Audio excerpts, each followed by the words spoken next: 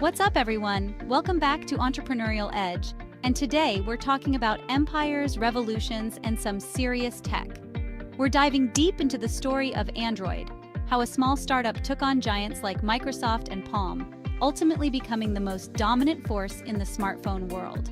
If you've ever used a smartphone, chances are you've touched Android in some way, so hit that like button and subscribe.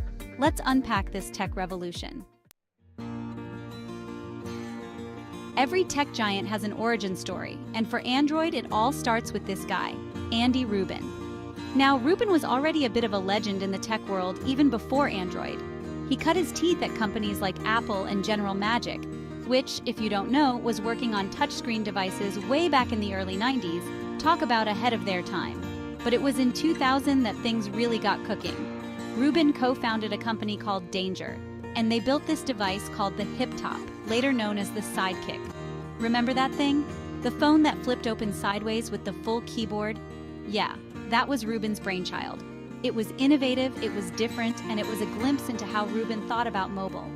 Danger was eventually acquired by Microsoft, but Rubin's entrepreneurial spirit wasn't satisfied. He had a bigger vision, a bolder idea, an idea that would change the mobile landscape forever. That brings us to 2003, the year Android was officially founded. Now, back then, the smartphone market was a very different beast. We had Palm with their PDAs, BlackBerry dominating the business world, and Microsoft trying to make a splash with Windows Mobile. But Rubin saw a different future for mobile. He envisioned a world where smartphones weren't just for the elite few, but for everyone. And the key to unlocking that future was open source. See, most mobile operating systems at the time were closed ecosystems, controlled by a single company. Rubin wanted to break down those walls. He believed that by making Android open source, allowing anyone to use and modify it, he could foster innovation and drive down prices, making smartphones accessible to the masses. In 2005, Google saw the potential of Rubin's vision and acquired Android. This was a game changer. Google's vast resources and engineering prowess would prove invaluable in bringing Android to the world. But then, in 2007, everything changed. Apple launched the iPhone. Now, I don't need to tell you how revolutionary the iPhone was. It completely redefined what a smartphone could be, with its intuitive touchscreen interface and sleek design. The iPhone was a wake-up call for the entire mobile industry, including Android. But instead of being intimidated, Google saw the iPhone's success as an opportunity. They knew they had to step up their game.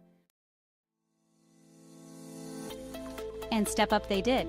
In 2008, just a year after the iPhone debuted, the first Android phone hit the market, the HTC Dream, also known as the T-Mobile G1. It wasn't the sleekest device and it didn't have the polish of the iPhone, but it represented a major milestone for Android. The Dream proved that an open-source mobile OS could be a viable competitor in the smartphone arena. It wasn't just about the hardware, though. It was about the software experience. Android brought features like customizable home screens, widgets, and notifications to the table, features that were unheard of at the time. It was the beginning of Android's philosophy of openness and customization, a stark contrast to the walled garden of the iPhone. And people took notice. Developers flocked to the platform, drawn by its flexibility and open nature. Manufacturers saw the potential of offering a more affordable and customizable alternative to the iPhone. And the rest, as they say, is history. Android's market share exploded. It surpassed iOS in 2010 and has remained the dominant mobile operating system ever since. But Android's journey hasn't been without its challenges. One of the biggest criticisms leveled at Android has been fragmentation. With so many manufacturers producing Android devices, each with their own custom skins and modifications, ensuring a consistent user experience across all devices has been a constant struggle. Fragmentation has always been a double-edged sword for Android. On one hand, it allows for incredible diversity and innovation. On the other, it can lead to inconsistencies and a fragmented user experience. But amidst the fragmentation, Android has continued to innovate. It has pushed the boundaries of mobile technology, introducing features like voice search, AI assistance, and foldable displays long before they became mainstream. Android's innovation is what keeps it ahead. They're always looking forward, always pushing the envelope. It's exciting to see where they'll go next. And as we look to the future, Android shows no signs of slowing down. It's expanding beyond smartphones, powering smartwatches, TVs, cars, and even home appliances. So that's the story of Android, a story of innovation, disruption, and ultimately, domination. From a small startup with a big idea to the most popular mobile operating system on the planet, Android's journey is a testament to the power of open source and the transformative impact technology can have on our lives. Make sure you're subscribed so you don't miss the next deep dive. As always, thanks for watching. Peace. Welcome to Entrepreneurial Edge. In today's video, we explore the journey of Ferrari, from blacksmith to luxury icon. Stay tuned. Enzo Ferrari. A name synonymous with speed, power, and a certain shade of red that gets your heart pumping. Before the legend, there was just a young boy from Modena, Italy, with a need for speed. Born in 1898, Enzo's life was touched by excitement and tragedy. The dawn of the automobile captivated young Enzo. He dreamed of racing, of pushing machines to their limits. World War I cast a long shadow over Enzo's youth. It robbed him of his father, his brother, and nearly his own life. This determination would define his life and become the driving force behind the empire he would build. But one thing remained constant: my love affair with speed. This passion would lead me to the starting line of a journey that would change motorsport forever. After the war, Enzo Ferrari, now a young man with a point to prove, set his sights on the world of motor racing. He started as a test driver, a far cry from the glory of the racetrack, but it was a foot in the door. He raced cars too, but success eluded him. His talent, however, didn't go unnoticed. In 1920, he joined Alfa Romeo, not as a driver, but as a dealer and racer for their cars. This was a pivotal moment for Enzo. It was here, under the emblem of the Visione, that he learned the intricacies of building not just fast cars, but winning cars. I proved myself to be a shrewd businessman and a gifted manager. I assembled a team of talented drivers and mechanics, forming the Scuderia Ferrari racing team in 1929. This wasn't just a team, it was a family, united by our shared passion for racing and our unwavering belief in my vision. Under Enzo's leadership, Scuderia Ferrari quickly made a name for itself, becoming a force to be reckoned with on the European racing circuit. The team's success brought fame and fortune, but it also brought Enzo into conflict with the Alfa Romeo management. You see, Enzo had a vision. He didn't just want to build fast cars, he wanted to build the fastest cars the world had ever seen.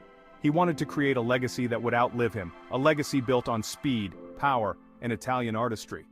This vision put him at odds with Alfa Romeo, who wanted to maintain control over their racing efforts. The relationship soured, and in 1939, Enzo Ferrari made a bold decision. I broke away from Alfa Romeo, severing ties to build my own racing cars. There was just one small problem: a pesky little clause in my contract that prevented me from using the Ferrari name for racing purposes for 4 years. A star rises from the ashes of war. World War II threw the world into chaos. Factories were repurposed for war production, and motorsport ground to a halt. I had to relocate my factory from Modena to Maranello, linking the two names in automotive history. During the war, Ferrari's factory produced machine tools, far from the roaring engines he was known for. But Enzo never lost sight of his dream. I continued to design and develop my own cars, waiting for the day racing would return. That day came in 1947 when the first Ferrari, the 125S, rolled out of Maranello. It was a beautiful machine, a testament to Enzo's passion and Italian craftsmanship. The 125S was just the beginning. It marked the start of a new era, dominated by the prancing horse. Triumph and tragedy. The post-war years were a time of both triumph and tragedy for Ferrari.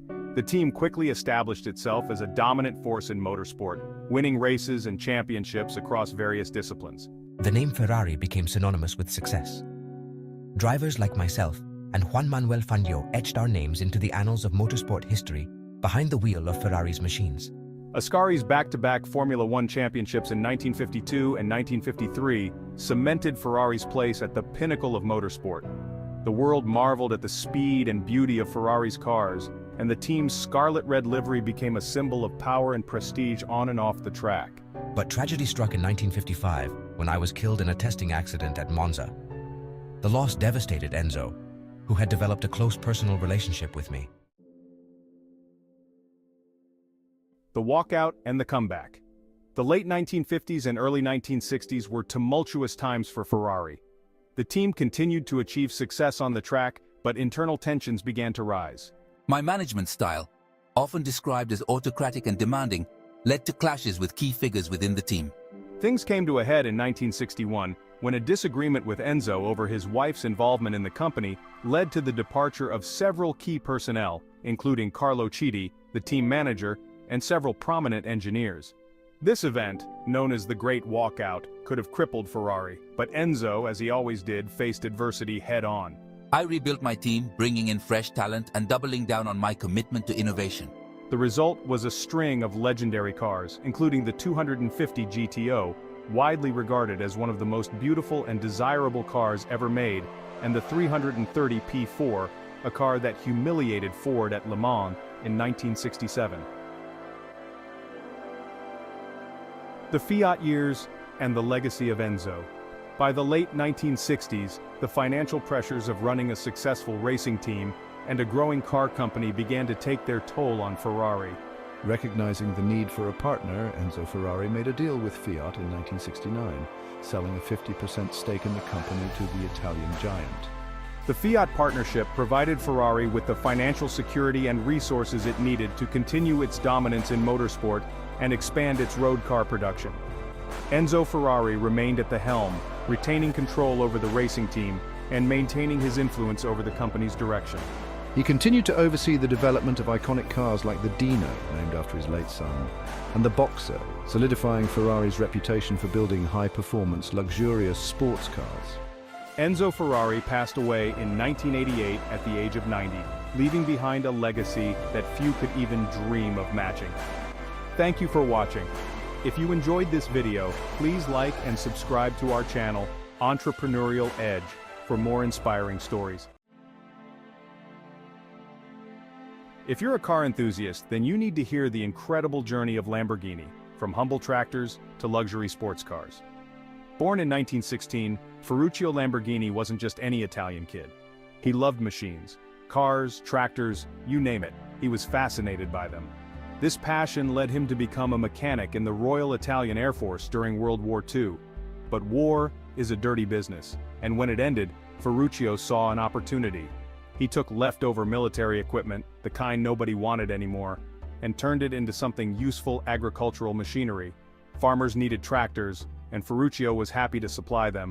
In 1947, he founded his first company, and just like that, he was in business. His tractors were a hit. They were reliable, powerful, and just what Italian farmers needed to rebuild after the war. By 1950, Lamborghini Trattori, as his company was known, was pumping out 200 tractors a year. That's a lot of tractors. Ferruccio's business was booming. He expanded his factory and started dreaming bigger. Little did he know, his journey was about to take a very interesting turn. Ferruccio was a successful businessman with a taste for fast cars. He owned a Ferrari, a car many could only dream of. But Ferruccio felt the Ferrari was rough around the edges, especially the clutch. He went to Enzo Ferrari and told him his sports car needed work. Enzo wasn't pleased and told Ferruccio to stick to his tractors. Furious, Ferruccio decided to build a better sports car. In 1963, Automobili Lamborghini was born. Ferruccio chose a bull as the emblem for his new car company. The battle of the Italian supercars had begun. Ferruccio wasn't messing around. He wanted to build a car that would make Enzo Ferrari weep. In 1964, he unveiled the Lamborghini 350 GT, a sleek, powerful machine that immediately turned heads. It was clear Lamborghini wasn't just another car company, they were here to challenge the status quo. But Ferruccio wasn't done. He wanted to create a car so extraordinary, so revolutionary, that it would redefine what a sports car could be. In 1966, his dream became a reality with the Lamborghini Miura P400. This wasn't just a car, it was a masterpiece. With its groundbreaking rear mid-engine layout and breathtaking design, the Miura set a new standard for high-performance cars. It was a sensation. Suddenly, everyone wanted a Lamborghini. the company went from strength to strength, releasing a string of successful models that cemented its place among the world's most desirable car brands. Ferruccio had shown the world what happens when you tell a tractor tycoon he can't build a sports car. Economic headwinds and shifting gears. The 1970s were a turbulent time for the world, and the auto industry was no exception. The oil crisis hit everyone hard, and Lamborghini was no different. A massive tractor deal with Bolivia fell through at the last minute. Strikes and unionization at his factories took their toll on Ferruccio. In 1972, he sold his stake in the company and retired. He retreated to his vineyard, leaving the world of roaring engines behind. Lamborghini went through a series of ownership changes. The Mimran brothers took over, then Chrysler, and finally the Volkswagen Group in 1998. Through it all, the spirit of Ferruccio Lamborghini lived on. A legacy of power and prestige. Under Volkswagen's ownership, Lamborghini found stability and a renewed focus. The Gallardo, introduced in 2003, became a massive success, selling over 14,000 units during its 10-year production run. It proved that Lamborghini could produce a car that was both exhilarating to drive and relatively affordable. Well, as affordable as a Lamborghini can be. But Lamborghini never forgot its roots. They continued to push the boundaries of performance and design. The Murcielago, with its iconic scissor doors, became an instant classic. The Aventador, unveiled in 2011, was a technological marvel, with a screaming V12 engine and a body sculpted from carbon fiber. And then there's the Urus, Lamborghini's first SUV. Purists scoffed, but the Urus, with its practicality and supercar performance, has become a runaway success. It seems Ferruccio's knack for knowing what people want, even before they know it themselves, lives on in the company he built. A legacy of power and prestige. From humble beginnings in a post-war tractor factory to the pinnacle of automotive excellence, Lamborghini's story is one of ambition, innovation, and a relentless pursuit of perfection.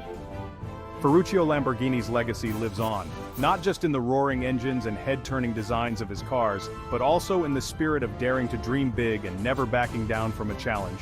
And that, my friends, is the story of how a tractor tycoon from Italy, fueled by a simple insult, created one of the most iconic car brands in the world. It's a story that proves that with enough passion, determination, and maybe a little bit of stubbornness, anything is possible. If you enjoyed this tale of entrepreneurial spirit and automotive brilliance, be sure to give this video a big thumbs up and subscribe to Entrepreneurial Edge for more inspiring stories from the world of business and beyond. Until next time, keep your engines revving and your dreams big.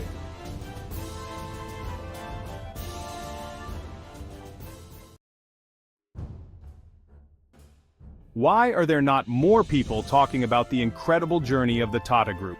Welcome to Entrepreneurial Edge. If you enjoy our content, please like this video and subscribe to our channel for more inspiring stories. Few entities have shaped the landscape of Indian industry and society as profoundly as the Tata Group. Founded in the late 19th century, the Tata Group stands today as a testament to the power of visionary leadership, unwavering ethical standards, and a deep commitment to national development. From its humble beginnings in textile manufacturing, the group has grown into a global conglomerate with interests spanning a vast array of sectors, including steel, automobiles, information technology, and consumer goods. Yet, the Tata Group's story is not simply one of economic success. It is an epic narrative woven into the very fabric of modern India. The group's journey has mirrored the nation's own, navigating the complexities of colonialism, the challenges of independence, and the opportunities presented by globalization. Through it all, the Tata Group has remained steadfast in its dedication to social responsibility, pioneering initiatives in education, healthcare, and poverty alleviation. This enduring legacy is a testament to the vision of its founder, Jamsetji Nusarwanji Tata, a man widely regarded as the father of Indian industry. His unwavering belief in the potential of his homeland, coupled with his commitment to ethical business practices, laid the foundation for what would become one of the world's most respected business groups. The Tata story is, therefore, not just a chronicle of corporate growth, but a compelling narrative of nation-building, social transformation, and ethical leadership. It is a story that continues to inspire generations of entrepreneurs, business leaders, and policymakers alike. It is a story that underscores the profound impact that a single entity can have on the destiny of a nation. Born in 1839 into a family of Parsi priests, Jamsetji Tata's life and work were shaped by a deep-seated belief in the transformative power of industry. He envisioned an India that could stand tall on the global stage, powered by its own industrial might and driven by the spirit of innovation. His early ventures, often undertaken during a time when India was firmly under British colonial rule, reflected this audacious vision. Jamsetji's entrepreneurial journey commenced in the bustling cotton mills of Bombay. Recognizing the potential of this burgeoning industry, he established his first textile mill in 1869, laying the foundation for what would become one of India's earliest industrial successes. His vision, however, extended far beyond textiles. He understood that true industrial progress required venturing into uncharted territories. This belief led him to explore opportunities in the nascent steel industry. At a time when India was heavily reliant on imported steel, Jamsetji dared to dream of a self-sufficient nation, capable of producing its own high-quality steel. He traveled extensively to Europe and the United States, studying the latest technologies and forging connections with leading industrialists. His pioneering spirit also extended to the realm of hospitality. Recognizing the need for a world-class hotel in India, he established the Taj Mahal Hotel in Bombay, which opened its doors in 1903. This architectural marvel, overlooking the Arabian Sea, quickly became an iconic landmark, symbolizing India's emerging modernity and its capacity for excellence. These early endeavors, each groundbreaking in its own right, were not merely business ventures for Jamsetji Tata. They were expressions of his unwavering faith in India's potential. They were tangible manifestations of his ambition to propel his nation onto the world stage, driven by the transformative power of industry. His early successes laid the groundwork for the future growth of the Tata Group, inspiring generations to come. Jamsetji Tata's pioneering ventures in textiles, steel, and hospitality laid the foundation for the Tata Group's emergence as a key driver of India's industrial growth in the early 20th century. These sectors, chosen with strategic foresight, would become pillars of the Indian economy, and the Tata Group played a pivotal role in their development. The textile industry, already a significant contributor to India's economy, witnessed remarkable growth under the Tata banner. Jamsetji's innovative approach to textile manufacturing, which emphasized quality and efficiency, set new benchmarks for the industry. His mills became known not only for their superior products, but also for their progressive labor practices, a testament to his belief in the well-being of his workforce. The establishment of Tata Steel in 1907 marked a watershed moment in India's industrial history. Jamsetji's long-cherished dream of a self-reliant India, capable of producing its own steel, was finally realized. The steel plant at Jamshedpur, named in his honor, became a symbol of national pride, signifying India's growing industrial prowess. The Taj Mahal Hotel, inaugurated in 1903, established new standards for luxury and hospitality in India. It quickly gained international renown, attracting discerning travelers from around the globe. The hotel's opulent architecture, impeccable service, and prime location on the Bombay waterfront became synonymous with Indian hospitality, placing India firmly on the global tourism map. These three sectors, carefully nurtured and strategically expanded by Jamsetji Tata and his successors, formed the bedrock of the Tata Group's early success. They not only contributed significantly to India's economic growth, but also helped shape the nation's industrial landscape, setting the stage for further diversification and expansion in the decades to come. Following Jamsetji Tata's death in 1904, leadership passed to his sons, Dorabji and Ratanji Tata. The brothers, imbued with their father's vision, navigated the early 20th century, steering the Tata Group through significant expansion. Dorabji played a pivotal role in realizing his father's dream of establishing a world-class steel industry in India. He oversaw the construction and expansion of the Tata Steel plant at Jamshedpur, transforming it into a leading steel mill. Ratanji, known for his philanthropic spirit, shared his father's commitment to social welfare. He played a key role in establishing the Sir Dorabji Tata Trust in 1932, in memory of his brother. This trust became a cornerstone of the Tata Group's philanthropic endeavors, focusing on education and healthcare. Under their leadership, the Tata Group diversified into sectors like power generation, chemicals, and consumer goods. These expansions were driven by strategic foresight and a commitment to meeting the needs of a developing nation.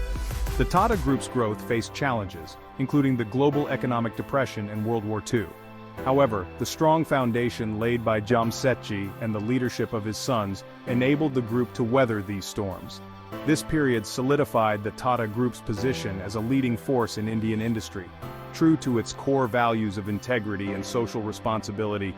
Thank you for watching. If you enjoyed this video, please like it and subscribe to Entrepreneurial Edge for more inspiring content. Welcome to Entrepreneurial Edge. In today's video, we explore how Coca-Cola conquered India over a 50-year journey. I don't think people understand the incredible story behind Coca-Cola's success in India. In 1950, just a few years after gaining independence, India welcomed a new taste of America Coca-Cola. The iconic beverage, with its distinct flavor and global appeal, arrived on Indian shores, promising refreshment and a touch of modernity. Coca-Cola's initial foray into India was marked by a sense of novelty and excitement. Billboards adorned with the iconic red and white logo popped up in bustling cities, while catchy jingles filled the airwaves. Coca-Cola quickly became associated with a sense of freedom and possibility, capturing the imagination of a generation eager to define its own identity. However, the journey was not without its challenges. India's post-independence landscape was characterized by a complex interplay of social, economic, and political factors. Despite the hurdles, Coca-Cola's initial success in India demonstrated the brand's global appeal and its ability to connect with consumers on a cultural level. As India continued to evolve, so too would Coca-Cola's presence in the country, adapting to changing tastes and navigating political shifts. The 1970s witnessed a shift in the political and economic climate of India. Socialist policies gained momentum, leading to increased government control over industries and a growing emphasis on self-reliance. This policy shift created a challenging environment for foreign companies operating in India, including Coca-Cola. The Indian government, driven by its socialist agenda, viewed foreign multinational corporations with suspicion. In 1977, the Indian government enacted a law that would have far-reaching consequences for foreign companies. This law mandated that foreign companies reduce their ownership stakes in Indian subsidiaries to a maximum of 40%. Furthermore, it required these companies to disclose their secret ingredient formulas, a move that was seen as a direct challenge to Coca-Cola's fiercely guarded trade secrets. The combination of increased government control, restrictions on foreign ownership, and the demand for formula disclosure created an untenable situation for Coca-Cola. Faced with the prospect of relinquishing control over its iconic formula and reducing its stake in a growing market, Coca-Cola made the difficult decision to exit India in 1977. This decision sent shockwaves through the country and marked the end of an era for the iconic beverage brand. For many Indians, Coca-Cola's departure was seen as a symbolic victory against foreign influence and a testament to the nation's commitment to self-reliance. The exit of Coca-Cola created a void in the Indian beverage market, leaving consumers nostalgic for the familiar taste of the American soft drink. However, it also presented a unique opportunity for local entrepreneurs to step in and fill the gap. Indian companies, sensing a chance to capture a significant market share, wasted no time in developing their own cola brands, tailored to local tastes and preferences. The success of these local brands demonstrated the resilience of the Indian market and its capacity for innovation. The thirst remains. Local champions rise to the occasion. With Coca-Cola's departure, Indian consumers were left with a void to fill. The familiar taste of Coca-Cola was gone, but the desire for a refreshing carbonated beverage remained. This presented a golden opportunity for local entrepreneurs to step in and capture the market. Among these emerging players, two brands quickly rose to prominence: Thumbs Up and Coca-Cola. Thumbs Up, with its stronger, more robust flavor profile, appealed to those who preferred a bolder taste. Coca-Cola, on the other hand, offered a sweeter, lighter alternative, capturing the preference of another segment of consumers. These brands, with their distinct identities and strategic marketing, quickly gained a foothold in the Indian market. Their marketing campaigns often featured local celebrities and resonated with nationalistic sentiments. The rise of local cola brands in India during Coca-Cola's absence is a testament to the entrepreneurial spirit of the nation. A new beginning, the return of the global giant. In 1993, after an absence of over 15 years, Coca-Cola made its much-anticipated return to India. The economic landscape had undergone a significant transformation during this period. India had embarked on a path of economic liberalization, opening its doors to foreign investment and embracing a more market-oriented approach. This created a favorable environment for Coca-Cola's re-entry, allowing the company to once again tap into the vast potential of the Indian market. Consumers, nostalgic for a taste of the past, were eager to welcome back the familiar red and white logo. However, the market had changed significantly during Coca-Cola's absence. Local brands, having established themselves as formidable players, were not about to relinquish their market share easily. Recognizing the competitive landscape, Coca-Cola adopted a multi-pronged approach to its re-entry. Coca-Cola's return to India marked the beginning of a new chapter in its relationship with the country. Conquering the market, strategic acquisitions and expansion. Coca-Cola's return to India in 1993 was marked by a strategic blend of competition and acquisition. One of Coca-Cola's most significant moves was the acquisition of Thums Up in 1993. Thums Up, with its strong brand loyalty and loyal customer base, presented both a challenge and an opportunity for Coca-Cola. By acquiring Thums Up, Coca-Cola effectively neutralized a major competitor while simultaneously adding a beloved brand to its portfolio. In addition to Thums Up, Coca-Cola also acquired other popular Indian beverage brands, including Limca and Maaza. These acquisitions demonstrated Coca-Cola's commitment to offering a diverse range of beverages that catered to the varied tastes of Indian consumers. This approach, combined with aggressive marketing and distribution strategies, allowed Coca-Cola to capture a significant share of the Indian beverage market. Lessons in resilience, adapting and thriving in the Indian market. Coca-Cola's journey in India is a compelling case study in resilience, adaptation, and the dynamics of global brands navigating complex local markets. One of the key takeaways from Coca-Cola's experience is the importance of understanding and adapting to local tastes and preferences. Coca-Cola's acquisition of local brands like Thums Up, Limca, and Maaza demonstrates the significance of recognizing the value of established local players. Rather than viewing these brands solely as competitors, Coca-Cola saw an opportunity to leverage their existing brand equity and distribution networks. This approach allowed the company to quickly gain a foothold in a complex and competitive market. The company's decision to exit India in 1977, while difficult, ultimately positioned it for a more successful re-entry when the market conditions were more favorable. By learning from its past experiences, adapting to changing circumstances, and remaining committed to the Indian market, Coca-Cola was able to overcome challenges and emerge as a dominant player in one of the world's most dynamic consumer markets. Thank you for watching. If you enjoyed this video, please like and subscribe to Entrepreneurial Edge for more insightful content. Welcome back to Entrepreneurial Edge, everybody, and let's talk about business. Today, we're diving into the fascinating and honestly kind of sad story of how eBay, once a behemoth in the e-commerce world, seemed to lose its edge. I mean, think about it. eBay was around before Amazon. They had this whole online auction thing going on and everything. So what happened? We'll be covering that and more in this video. But before we get started, don't forget to like this video and subscribe to our channel for more insightful content like this. Let's rewind to 1995. The internet was a new frontier. Pierre Omidyar had a crazy idea. Create a website to buy and sell anything. Not just new stuff, but used stuff too. He built AuctionWeb, hosted on his personal website, ebay.com. One of the first things sold, a broken laser pointer, and someone actually bought it. So AuctionWeb, or eBay as we know it, started gaining traction.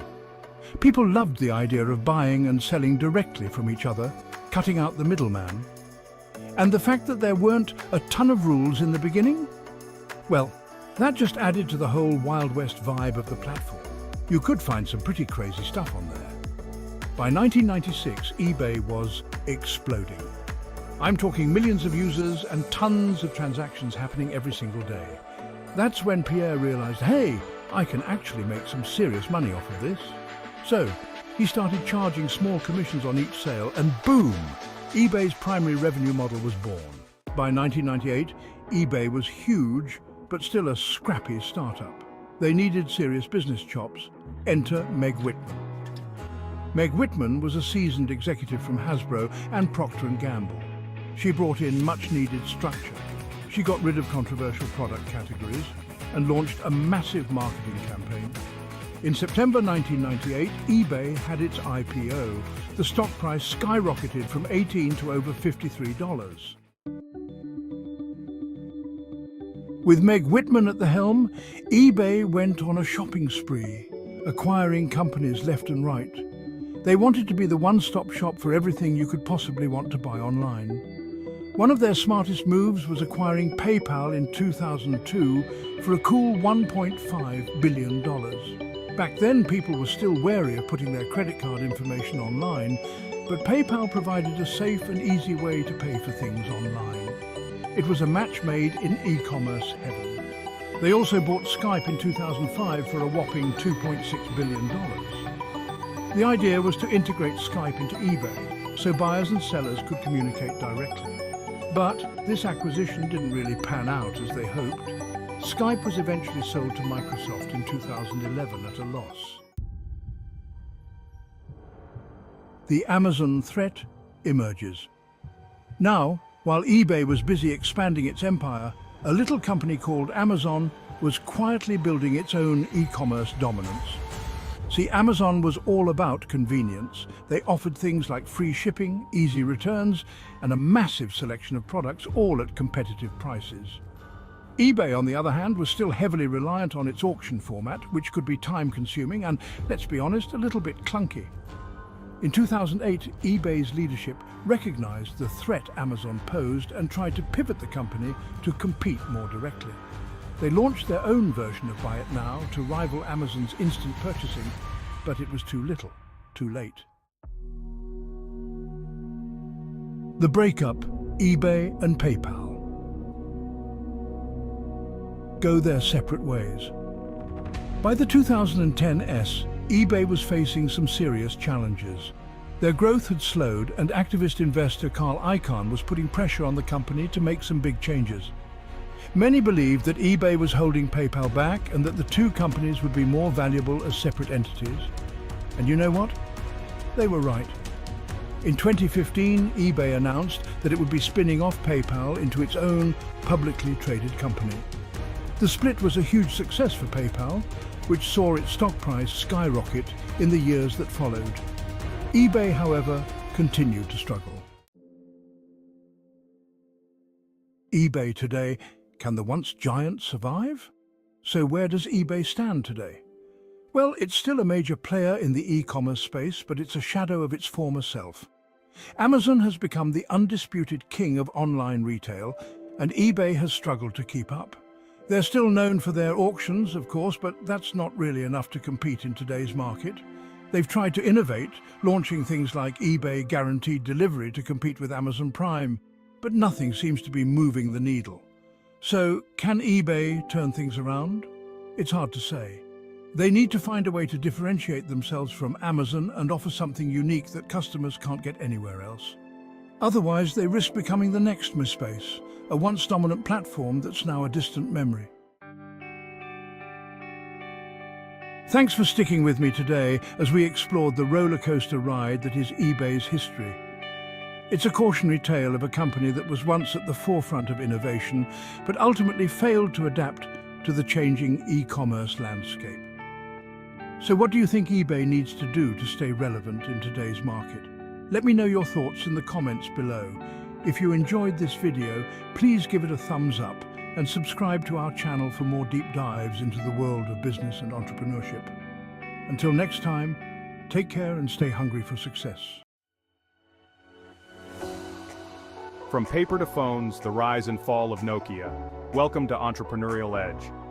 Today we're diving into the story of Nokia, a company that once ruled the mobile phone world. We'll explore their rise, their innovative technologies, and the factors that led to their fall from grace. Nokia's humble beginnings, from paper to power. Let's rewind to 1865, Finland. Nokia started as a pulp mill. They were grinding wood, not silicon. They moved into electricity generation, showing early signs of a company willing to evolve.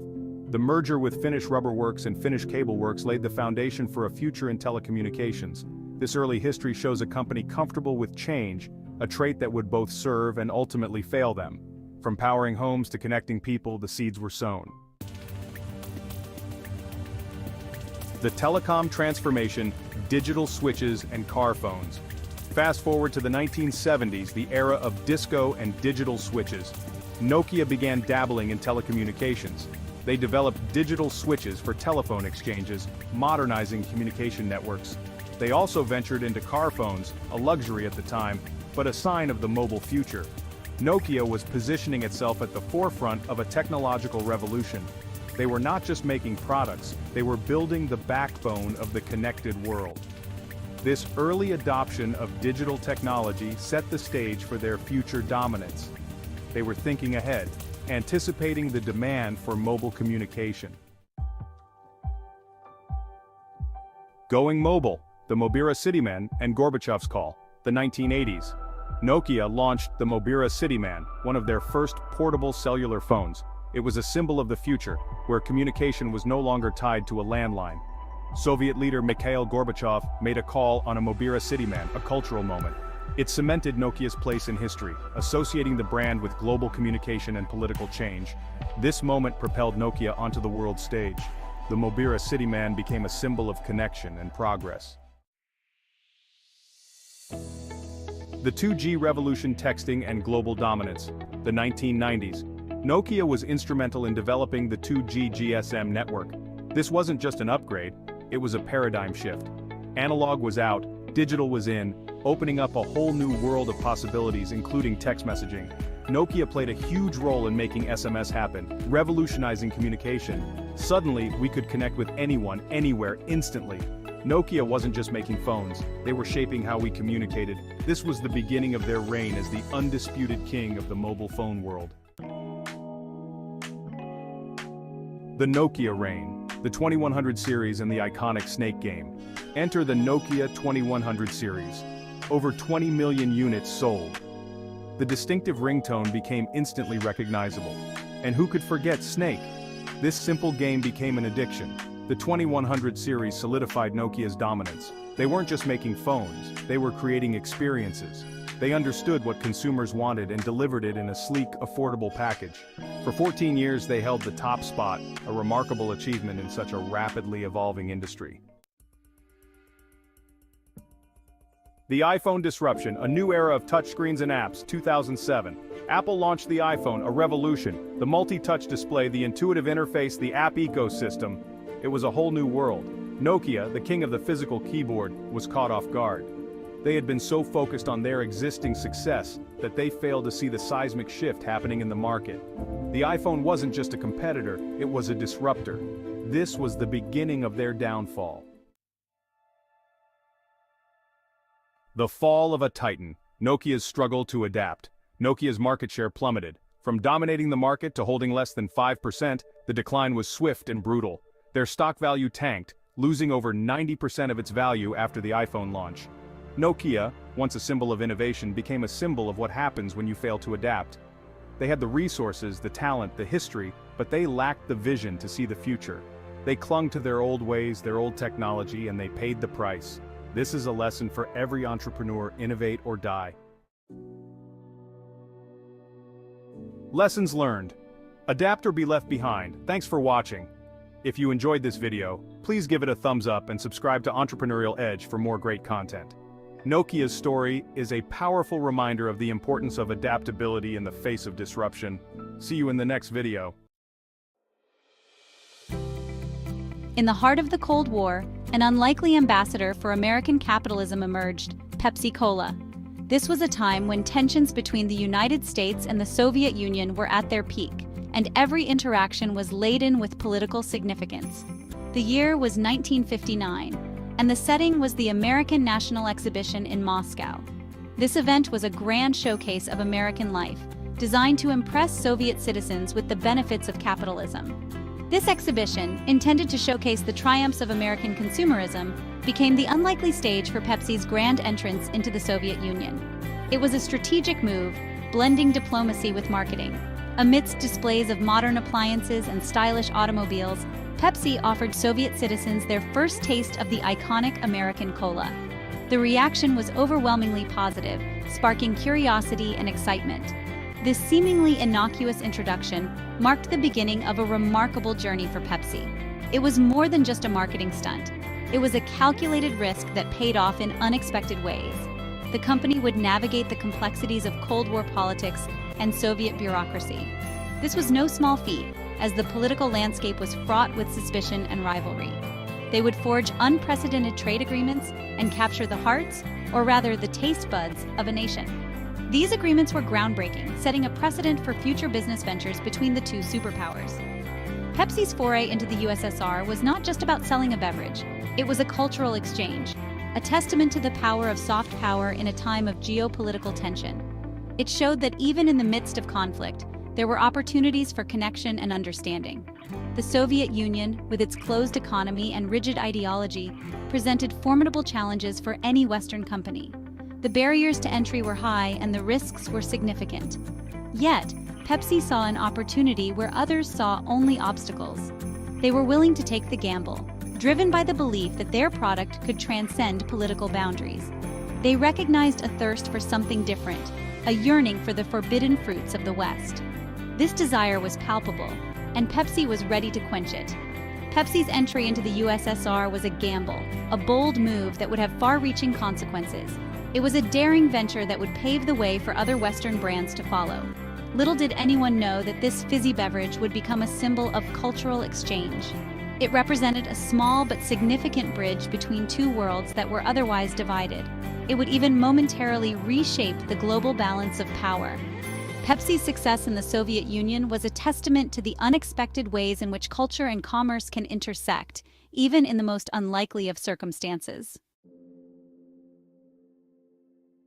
The 1959 American National Exhibition provided a pivotal moment in Pepsi's Soviet adventure. This event was not just an exhibition, it was a stage for a cultural showdown between two superpowers. It was there, amidst a replica of an American suburban home, complete with all the modern conveniences of the time, that the seeds of a unique diplomatic moment were sown. That then Vice President Richard Nixon and Soviet Premier Nikita Khrushchev engaged in their famous kitchen debate. This debate was more than just a conversation. It was a clash of ideologies, a verbal sparring match that highlighted the stark differences between capitalism and communism. What began as a heated exchange about the merits of capitalism versus communism took an unexpected turn when Nixon offered Khrushchev a cup of Pepsi. This simple gesture was loaded with symbolic significance. Images of Khrushchev sipping on the American cola flashed across the globe, capturing the attention of millions. It was a moment that transcended the immediate context of the debate. This seemingly mundane act carried profound symbolic weight. It was a visual representation of the potential for cultural exchange and understanding. Here, the leader of the Soviet Union, a nation ideologically opposed to everything American, was publicly enjoying an American product. This was more than just a drink, it was a statement. The kitchen debate and Khrushchev's Pepsi moment became a powerful symbol of cultural diplomacy and a testament to Pepsi's ability to transcend political barriers. It showed that even in the midst of intense rivalry, there was room for shared experiences. The image of Khrushchev enjoying Pepsi resonated with the Soviet people. It was a rare glimpse of their leader engaging with something from the West, something that was typically portrayed as the enemy. It chipped away at the barriers of Cold War propaganda, subtly suggesting that the divide between East and West might not be as insurmountable as it seemed. It hinted at the possibility of common ground between two seemingly irreconcilable ideologies. This moment was a small but significant step towards a more nuanced understanding of each other. Pepsi, intentionally or not, had become a pawn in a much larger game. It was now part of the cultural and political landscape of the Cold War. This iconic moment catapulted Pepsi into the Soviet consciousness. It was no longer just a soft drink. It was a symbol of a different way of life. The brand became synonymous with American ingenuity and the allure of the West. It represented the possibilities and freedoms that were often denied in the Soviet Union. Pepsi had not only infiltrated the Soviet market, it had infiltrated the Soviet psyche. It became a part of the everyday lives of Soviet citizens, a small but significant bridge between two worlds. Entering the Soviet market presented a unique set of challenges. The political climate and economic policies of the time made it difficult for Western companies to establish a foothold. The Soviet ruble, being non-convertible on international markets, posed a significant obstacle for traditional trade. This meant that Western companies couldn't easily exchange rubles for their own currencies. Pepsi, however, displayed remarkable ingenuity in overcoming this hurdle. They saw an opportunity where others saw only barriers. In a groundbreaking move, they struck a barter deal that would become legendary in the annals of international business. This deal was not just about trade, it was about bridging two very different worlds. Pepsi agreed to accept payment in the form of Stolichnaya vodka, a popular Soviet export. This vodka was already well regarded in the West, making it a valuable commodity. This unconventional arrangement proved to be a stroke of genius. It allowed both parties to benefit in ways that traditional trade could not have facilitated. Pepsi gained access to a vast and eager market. Soviet consumers who had limited access to Western products were thrilled to have Pepsi on their shelves. The Soviet Union, in turn, earned much-needed foreign currency through the sale of Stolichnaya in the West. This influx of currency was crucial for their economy. The deal was a win-win, a testament to the power of creative thinking in overcoming seemingly insurmountable obstacles. It showed that with the right approach, even the most challenging markets could be penetrated. This barter deal transformed Pepsi into a major player in the Soviet economy. The company didn't just sell its product, it became an integral part of the local industry. The company built bottling plants across the USSR, creating jobs and stimulating local economies. This had a ripple effect, boosting local businesses and communities. Pepsi's success demonstrated that capitalist ventures could thrive even within the confines of a communist system.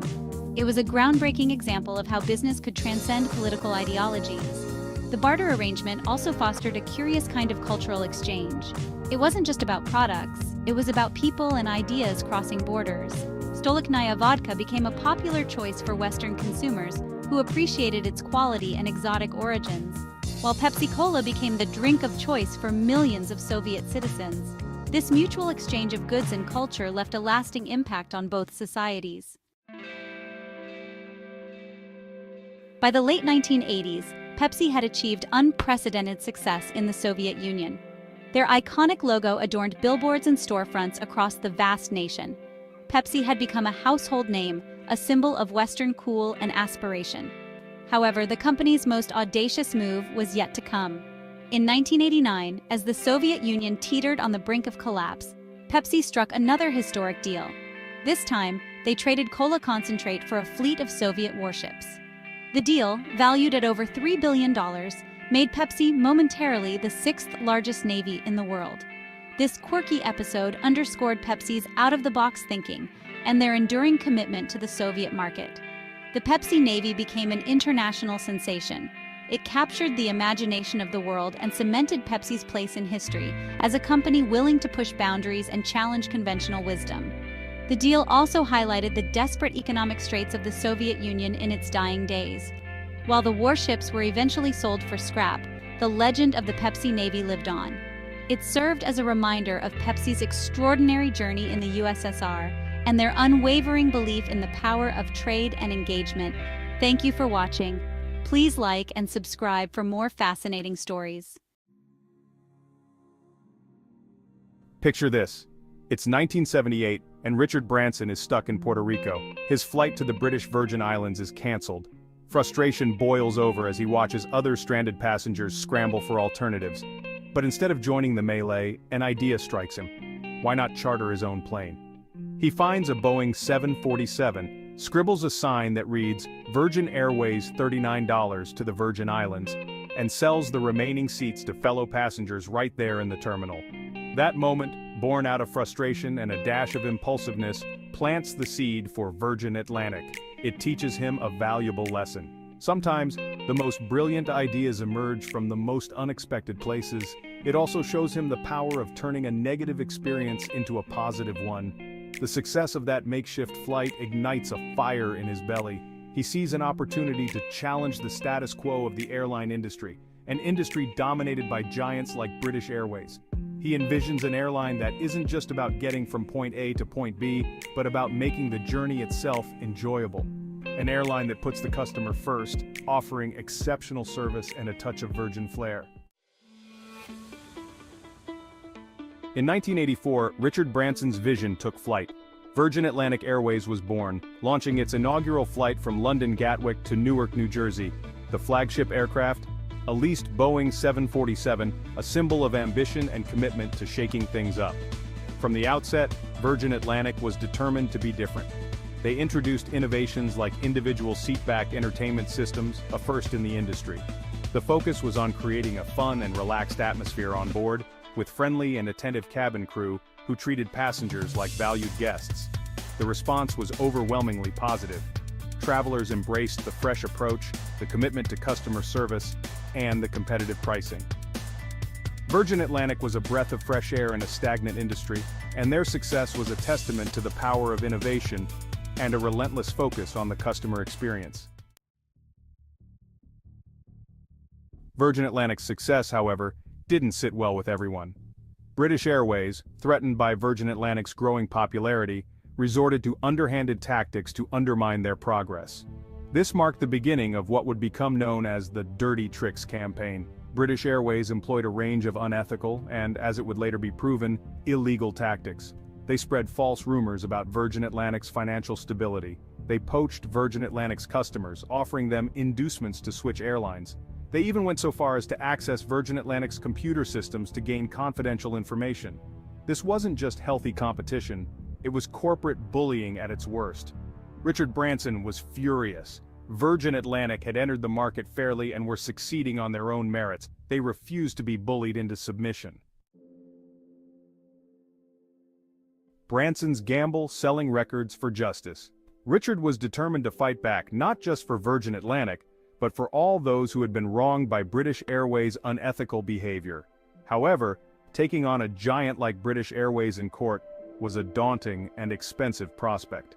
They needed resources, and they needed them fast. In a bold and risky move, Richard made the difficult decision to sell Virgin Records, their beloved music company. It was a heart-wrenching decision, but he knew it was necessary. The future of Virgin Atlantic was at stake, and Richard was willing to risk everything to protect it. The legal battle was long and arduous, but they were determined to see it through. They had truth on their side, and they were fighting for something bigger than themselves. They were fighting for fairness, for justice, and for the right to compete on a level playing field. Triumph and transformation, a new era for air travel. In the end, justice prevailed. Virgin Atlantic won the lawsuit against British Airways, exposing their dirty tricks to the world. The court found in favor of Virgin Atlantic, awarding substantial damages and forcing British Airways to issue a public apology. The victory was not just a win for Virgin Atlantic, it was a victory for competition and for consumers. It sent a clear message that even the biggest corporations are not above the law and that unethical behavior will not be tolerated. More importantly, it cemented Virgin Atlantic's place in the airline industry. Virgin Atlantic had taken on the giant and emerged victorious, proving that David can indeed slay Goliath. Their story became an inspiration to entrepreneurs around the world, demonstrating the power of challenging the status quo and fighting for what you believe in. The Branson way: audacity, innovation, and a touch of rebellion. Looking back, the battle with British Airways was a defining moment for Richard Branson and for Virgin Atlantic. It taught him the importance of standing up for what's right, even when the odds were stacked against him. It also reinforced his belief in the power of innovation, customer focus, and a healthy dose of irreverence. At Virgin, they have never been afraid to challenge convention, to push boundaries, and to have a little fun along the way. They believe in doing business differently, with a focus on people, purpose, and of course, profit.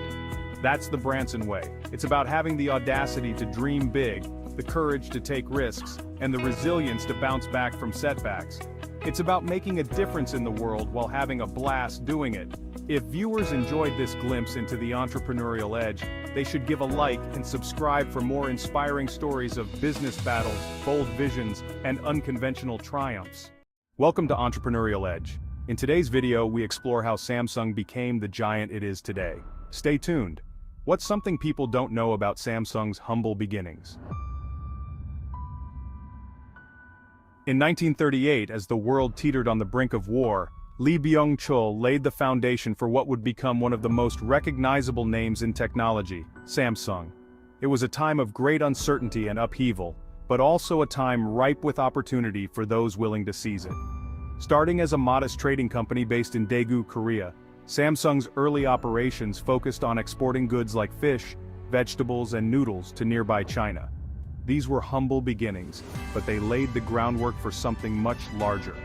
With a keen eye for opportunity and an unwavering work ethic, Lee Byung-chul navigated the challenging economic climate of the time, gradually expanding his business and laying the groundwork for future growth. His vision was not just limited to trading. He saw potential in diversifying into other sectors. Little did he know that his fledgling enterprise would one day evolve into a global behemoth, revolutionizing industries and shaping the technological landscape. The seeds of innovation were sown early, and they would bear fruit in ways unimaginable at the time. From these humble beginnings, Samsung's journey exemplifies the transformative power of innovation, strategic decision-making, and a close relationship between government and industry. This synergy was crucial in navigating the complexities of a rapidly changing world. The seeds of this success were sown in those early years, as Lee Byung-chul's vision and determination set the stage for Samsung's remarkable ascent. It was a testament to the power of perseverance and forward thinking. The world was on the cusp of drastic change, but amidst the uncertainty, Samsung found its footing. The company's resilience and adaptability were key to its early success. The company's early success was a testament to Lee Byung-chul's business acumen and his ability to adapt to the ever-shifting tides of commerce. His leadership was instrumental in navigating the challenges of the time. As Samsung established itself as a reliable trading partner, it became deeply intertwined with the fate of its fledgling nation. The company's growth mirrored the economic development of South Korea. The company's story would soon become inseparable from the story of South Korea's own remarkable economic transformation. Together, they would rise to new heights, shaping the future in ways that continue to resonate today. The outbreak of World War II and the subsequent Japanese occupation of Korea presented formidable challenges for Samsung, altering the course of its early history. The company's operations were severely disrupted, and the economic landscape became increasingly treacherous, making it difficult to sustain business as usual. Yet, even amidst the turmoil, Samsung's leadership recognized the importance of maintaining a presence in the market, understanding that perseverance was key to survival. The company skillfully navigated the complexities of the wartime economy, securing contracts with the Japanese military and expanding its operations into new areas like manufacturing, which was crucial for its survival. This period proved to be a crucial test for Samsung's resilience and adaptability, pushing the company to its limits. While the company faced numerous obstacles, it also encountered unexpected opportunities that could be leveraged for future growth. The Japanese government's focus on industrial development in Korea led to an influx of investment and infrastructure projects which Samsung capitalized on, laying the groundwork for future expansion. The company's willingness to work within the constraints of the occupation, while simultaneously positioning itself for future growth, would serve it well in the years to come, ensuring its long-term viability. As the war raged on, Samsung's operations continued to expand, albeit under the watchful eye of the Japanese authorities, who monitored every move. The company's ability to adapt and thrive during this turbulent period spoke volumes about its leadership and its unwavering commitment to survival and growth. Little did anyone know that the lessons learned during these challenging times would prove invaluable, as Samsung navigated the uncertainties of the post-war world and embarked on a path of unprecedented growth and diversification, shaping its future success. The end of World War II brought about a new set of challenges and opportunities for Korea, and Samsung was no exception. The Korean War further devastated the peninsula, leaving the country in ruins. However, amidst the devastation, a spirit of resilience and a determination to rebuild took hold. Under Lee Byung-chul's steadfast leadership, Samsung emerged from the conflict with a renewed sense of purpose and a commitment to contributing to the nation's recovery. Recognizing the pivotal role that the private sector would play in rebuilding the war-torn nation, the South Korean government implemented policies designed to foster economic growth. These policies included financial assistance, tax breaks, and other incentives aimed at encouraging investment and entrepreneurship. Samsung, with its proven track record of resilience and adaptability, was well positioned to take advantage of these government initiatives. The company's focus shifted from simply surviving to actively contributing to the nation's reconstruction efforts. Lee Byung-chul understood that Samsung's success was inextricably linked to the prosperity of South Korea. This sense of shared destiny fueled the company's growth and shaped its corporate philosophy. As Samsung expanded its operations, it did so with an eye towards not only generating profits, but also creating jobs, fostering innovation, and contributing to the greater good. The 1950s and 1960s witnessed a remarkable period of economic growth in South Korea, often referred to as the Miracle on the Han River. This era marked a significant transformation for the nation, setting the stage for its future as an economic powerhouse. During this time, the South Korean government, under the leadership of Park Chung-hee, implemented a series of export-oriented economic policies. These policies were designed to stimulate rapid industrialization and economic development. These policies, coupled with significant financial aid from the United States, created a favorable environment for businesses like Samsung to flourish. The influx of international aid was crucial in building the necessary infrastructure for economic growth. The government's emphasis on industrialization and export-led growth aligned perfectly with Samsung's ambitions. This alignment allowed Samsung to take full advantage of the new economic landscape. Seizing the opportunities presented by these favorable economic conditions, Samsung embarked on an ambitious diversification strategy. This strategy was not just about expanding into new markets, but also about building a resilient business model. The company expanded into a wide range of industries, including textiles, insurance, retail, and even shipbuilding. Each new industry represented a strategic move to strengthen Samsung's market position. This strategic diversification allowed Samsung to mitigate risks, capitalize on emerging markets, and solidify its position as a major player in the South Korean economy. Diversification was key to Samsung's long-term success and stability.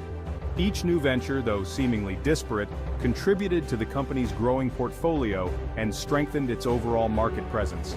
This approach ensured that Samsung could weather economic fluctuations and continue to grow. This period of rapid expansion transformed Samsung from a relatively small trading company into a sprawling conglomerate with interests in a wide range of sectors. The company's growth mirrored the broader economic development of South Korea. This diversification not only fueled the company's growth but also played a crucial role in South Korea's economic transformation. Samsung's success story became a symbol of the nation's potential and ambition. As Samsung thrived, so too did the nation, with the company's success serving as a testament to the effectiveness of the government's economic policies and the potential of Korean businesses on the global stage. The synergy between government support and corporate ambition was a driving force behind this remarkable period of growth. Thank you for watching. If you enjoyed this video, please like and subscribe to our channel, Entrepreneurial Edge, for more content like this. In the heart of Seattle's bustling Pike Place market, a dream was brewing. It was 1971, a year that would mark the beginning of something extraordinary. Three friends, Jerry Baldwin, Zev Siegel, and I, opened a small shop. We called it Starbucks, a name inspired by the classic tale of Moby Dick. Our passion? Fresh roasted, high-quality coffee beans. We were determined to bring the best coffee experience to our customers. The aroma of freshly ground coffee filled the air. Customers were drawn in, captivated by the rich, inviting scent. They were eager to experience the rich flavors, savoring each sip as if it were a moment of pure bliss. Starbucks quickly gained a loyal following. People returned day after day, becoming part of our growing community.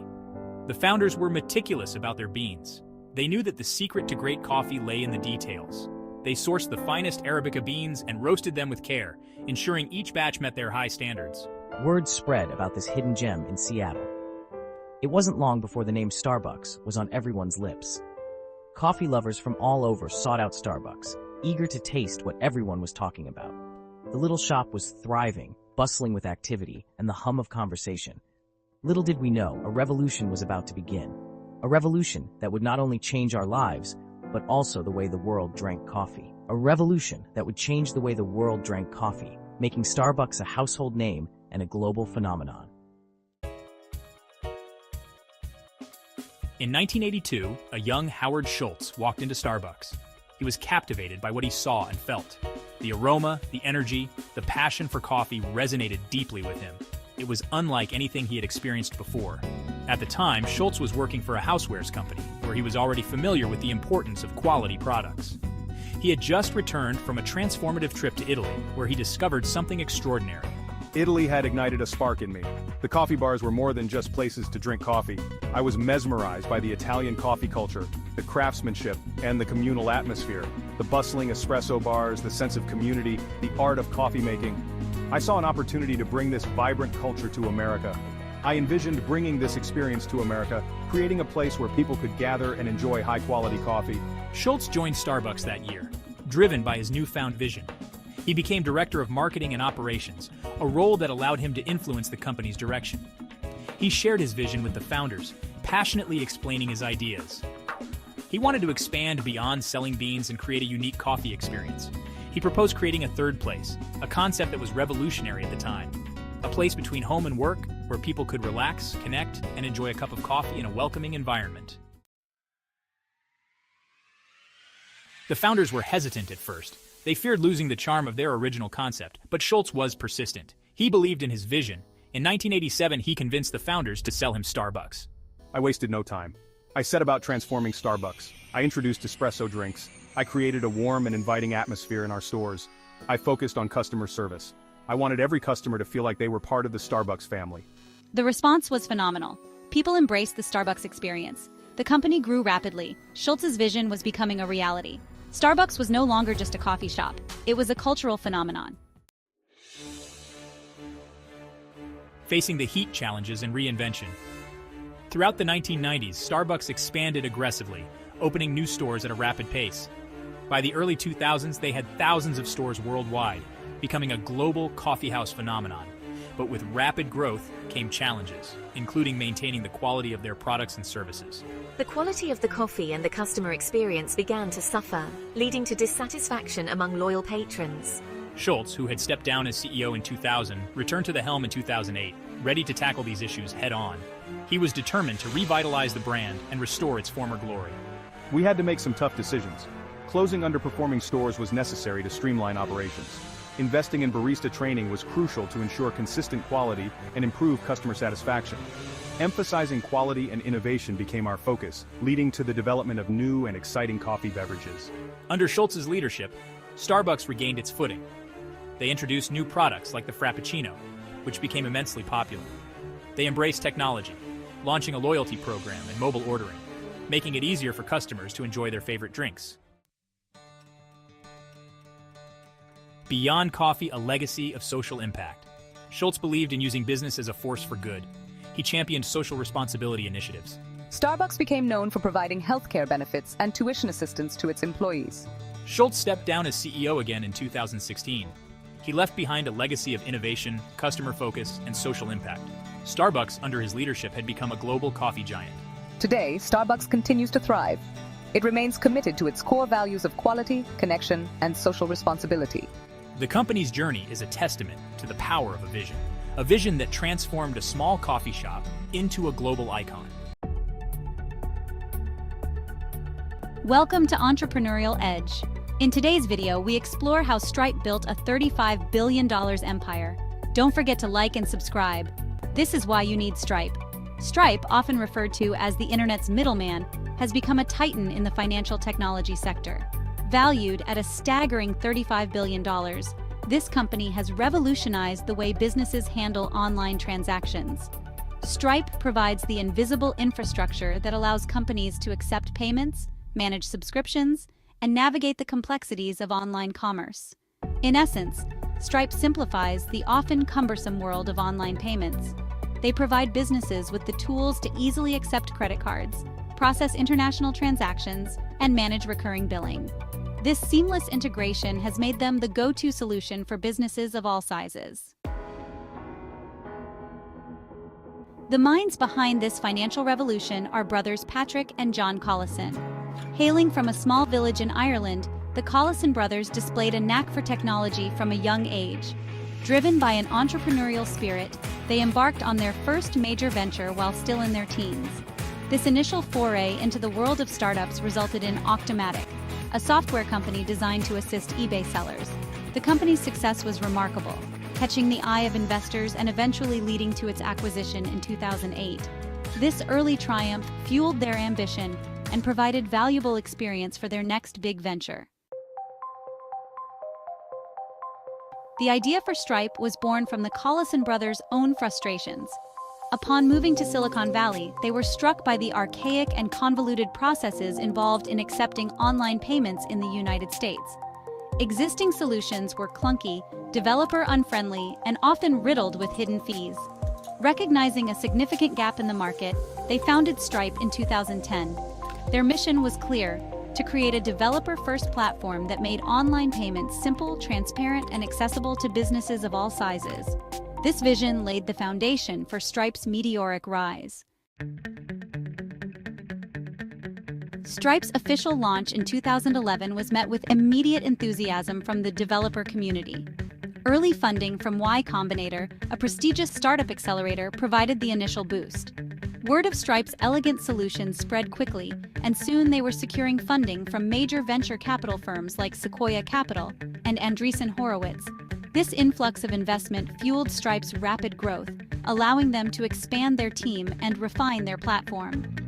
Subsequent funding rounds continued to propel their valuation upwards, solidifying their status as a fintech unicorn and eventually reaching an astounding $35 billion valuation. Building an ecosystem. Stripe's success stems from its core payment processing capabilities and its commitment to building a comprehensive ecosystem. They developed innovative products to address specific pain points. Stripe Radar leverages machine learning to combat fraud, protecting businesses and their customers. Stripe Atlas simplifies company incorporation, making it easier for entrepreneurs to launch ventures. Stripe Issuing empowers businesses to create custom payment cards. Powering global commerce.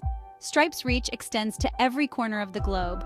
Thousands of businesses, from startups to Fortune 500 companies, rely on Stripe. Clients include Amazon, Google, Salesforce, and Shopify. By 2018, Stripe had become the backbone of the internet economy. From online retailers to crowdfunding platforms, Stripe's impact was undeniable. The road ahead. Stripe shows no signs of slowing down. The company continues to innovate, constantly seeking new ways to simplify and enhance the online commerce experience. They are investing heavily in areas like mobile payments, platform expansion, and emerging technologies like blockchain. The future holds numerous possibilities. A public offering is often speculated about, which would further bolster their resources and potentially fuel even more ambitious projects. Strategic partnerships with other major players in the tech and finance industries are also likely, further solidifying their position as a dominant force in the digital economy. A legacy of innovation. Stripe's journey from a small startup to a multi-billion-dollar company is a testament to innovation and vision. The Collison brothers' entrepreneurial spirit and understanding of technology have propelled them to the forefront of fintech. Stripe has become synonymous with accessibility and empowerment. By democratizing access to financial tools, they have leveled the playing field for businesses. Stripe is poised to shape the future of online commerce. Thank you for watching Entrepreneurial Edge. If you enjoyed this video, please like and subscribe for more entrepreneurial insights. Am I the only one that didn't know Monsanto started its journey in 1901? A man named John Queeny founded the company in St. Louis, Missouri. The company's first product was saccharin. Saccharin is an artificial sweetener. Coca-Cola was one of Monsanto's first customers. Monsanto grew quickly. It soon expanded its product line. The company started making caffeine and vanillin. These are used in food and beverages. During World War I, Monsanto became a supplier for the U.S. government. The company manufactured chemicals for the war effort. This established Monsanto as a major player in the chemical industry. After the war, Monsanto continued to expand. It developed new products and entered new markets. The company's focus shifted towards industrial chemicals. This would have significant implications for its future. In the decades following World War II, Monsanto emerged as a leading producer of industrial chemicals. These chemicals were used in a wide range of products.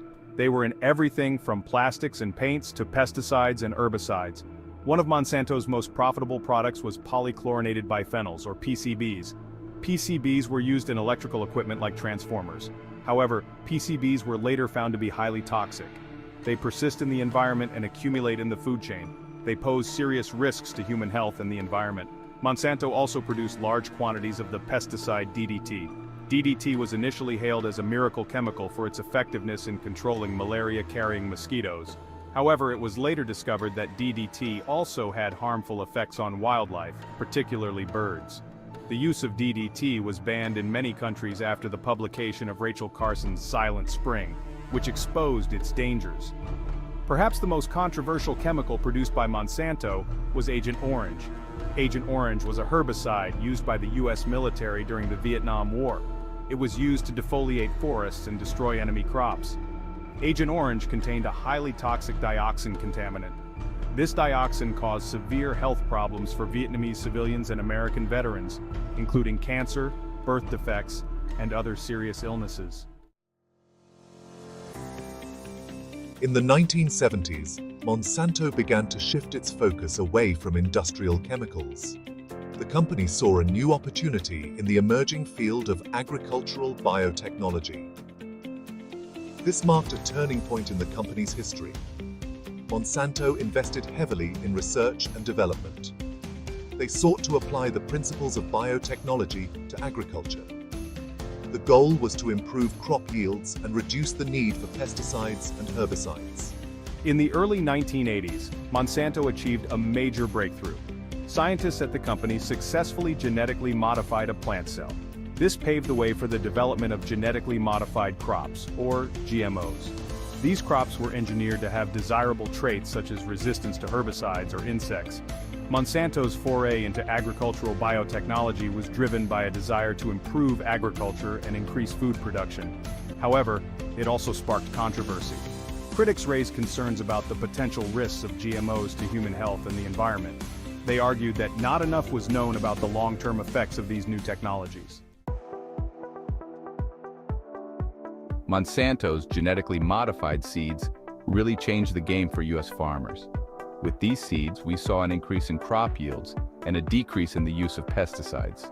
The introduction of genetically modified organisms, or GMOs, marked a significant shift in agricultural practices. Monsanto's innovations promised to address many of the challenges faced by farmers, from pest resistance to drought tolerance.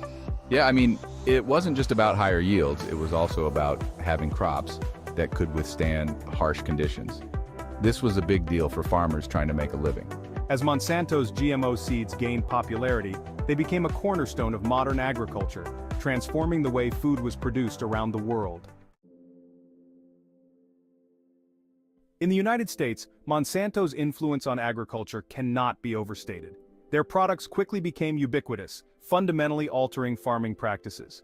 You know, before Monsanto's seeds, we had to deal with a lot of issues like pests and unpredictable weather. Their technology gave us tools to manage these problems more effectively. With the adoption of Monsanto's seeds, many farmers experienced increased productivity and efficiency. However, this shift also brought about new challenges and dependencies. It's true, we did become more reliant on their products. But at the same time, it allowed us to produce more food with fewer resources, which is a pretty big win. The widespread use of Monsanto's seeds has had a lasting impact on U.S. agriculture, shaping the industry in profound ways. Despite the benefits touted by Monsanto, their products have also been the subject of significant controversy. Environmental and health concerns have been raised by various groups. We need to consider the long-term effects of these products. The widespread use of herbicides, for example, has led to the emergence of resistant weeds, which is a serious problem. Critics argue that the environmental impact of Monsanto's products cannot be ignored. The potential risks to biodiversity and ecosystem health are areas of ongoing debate. And let's not forget about the health concerns. There have been numerous studies questioning the safety of GMOs and the chemicals used in conjunction with them. We need more transparency and rigorous testing. The dialogue surrounding Monsanto's products is complex and multifaceted, reflecting the broader tensions between technological advancement and environmental stewardship. As we move forward, it's crucial to weigh the benefits against the potential risks. The environmental and health concerns surrounding Monsanto's products demand our attention and critical thinking. Let's stay informed, ask questions, and advocate for a sustainable and healthy future for all. Welcome to Entrepreneurial Edge. In this video, we explore Nestlé's 150 years of food industry dominance. Stay tuned. I bet you didn't know how two separate ventures in the mid-1800s would forever change the food industry landscape. In 1845, a German pharmacist developed a groundbreaking infant formula, Farine Lactée. This life-saving product provided a safe and nutritious alternative for mothers unable to breastfeed. Meanwhile, in Switzerland, an American entrepreneur established the Anglo-Swiss Condensed Milk Company in 1866. His innovative condensed milk, a shelf-stable and easily transportable dairy product, quickly gained popularity. Driven by a shared commitment to innovation and addressing nutritional needs, both Nestlé and Page's companies flourished.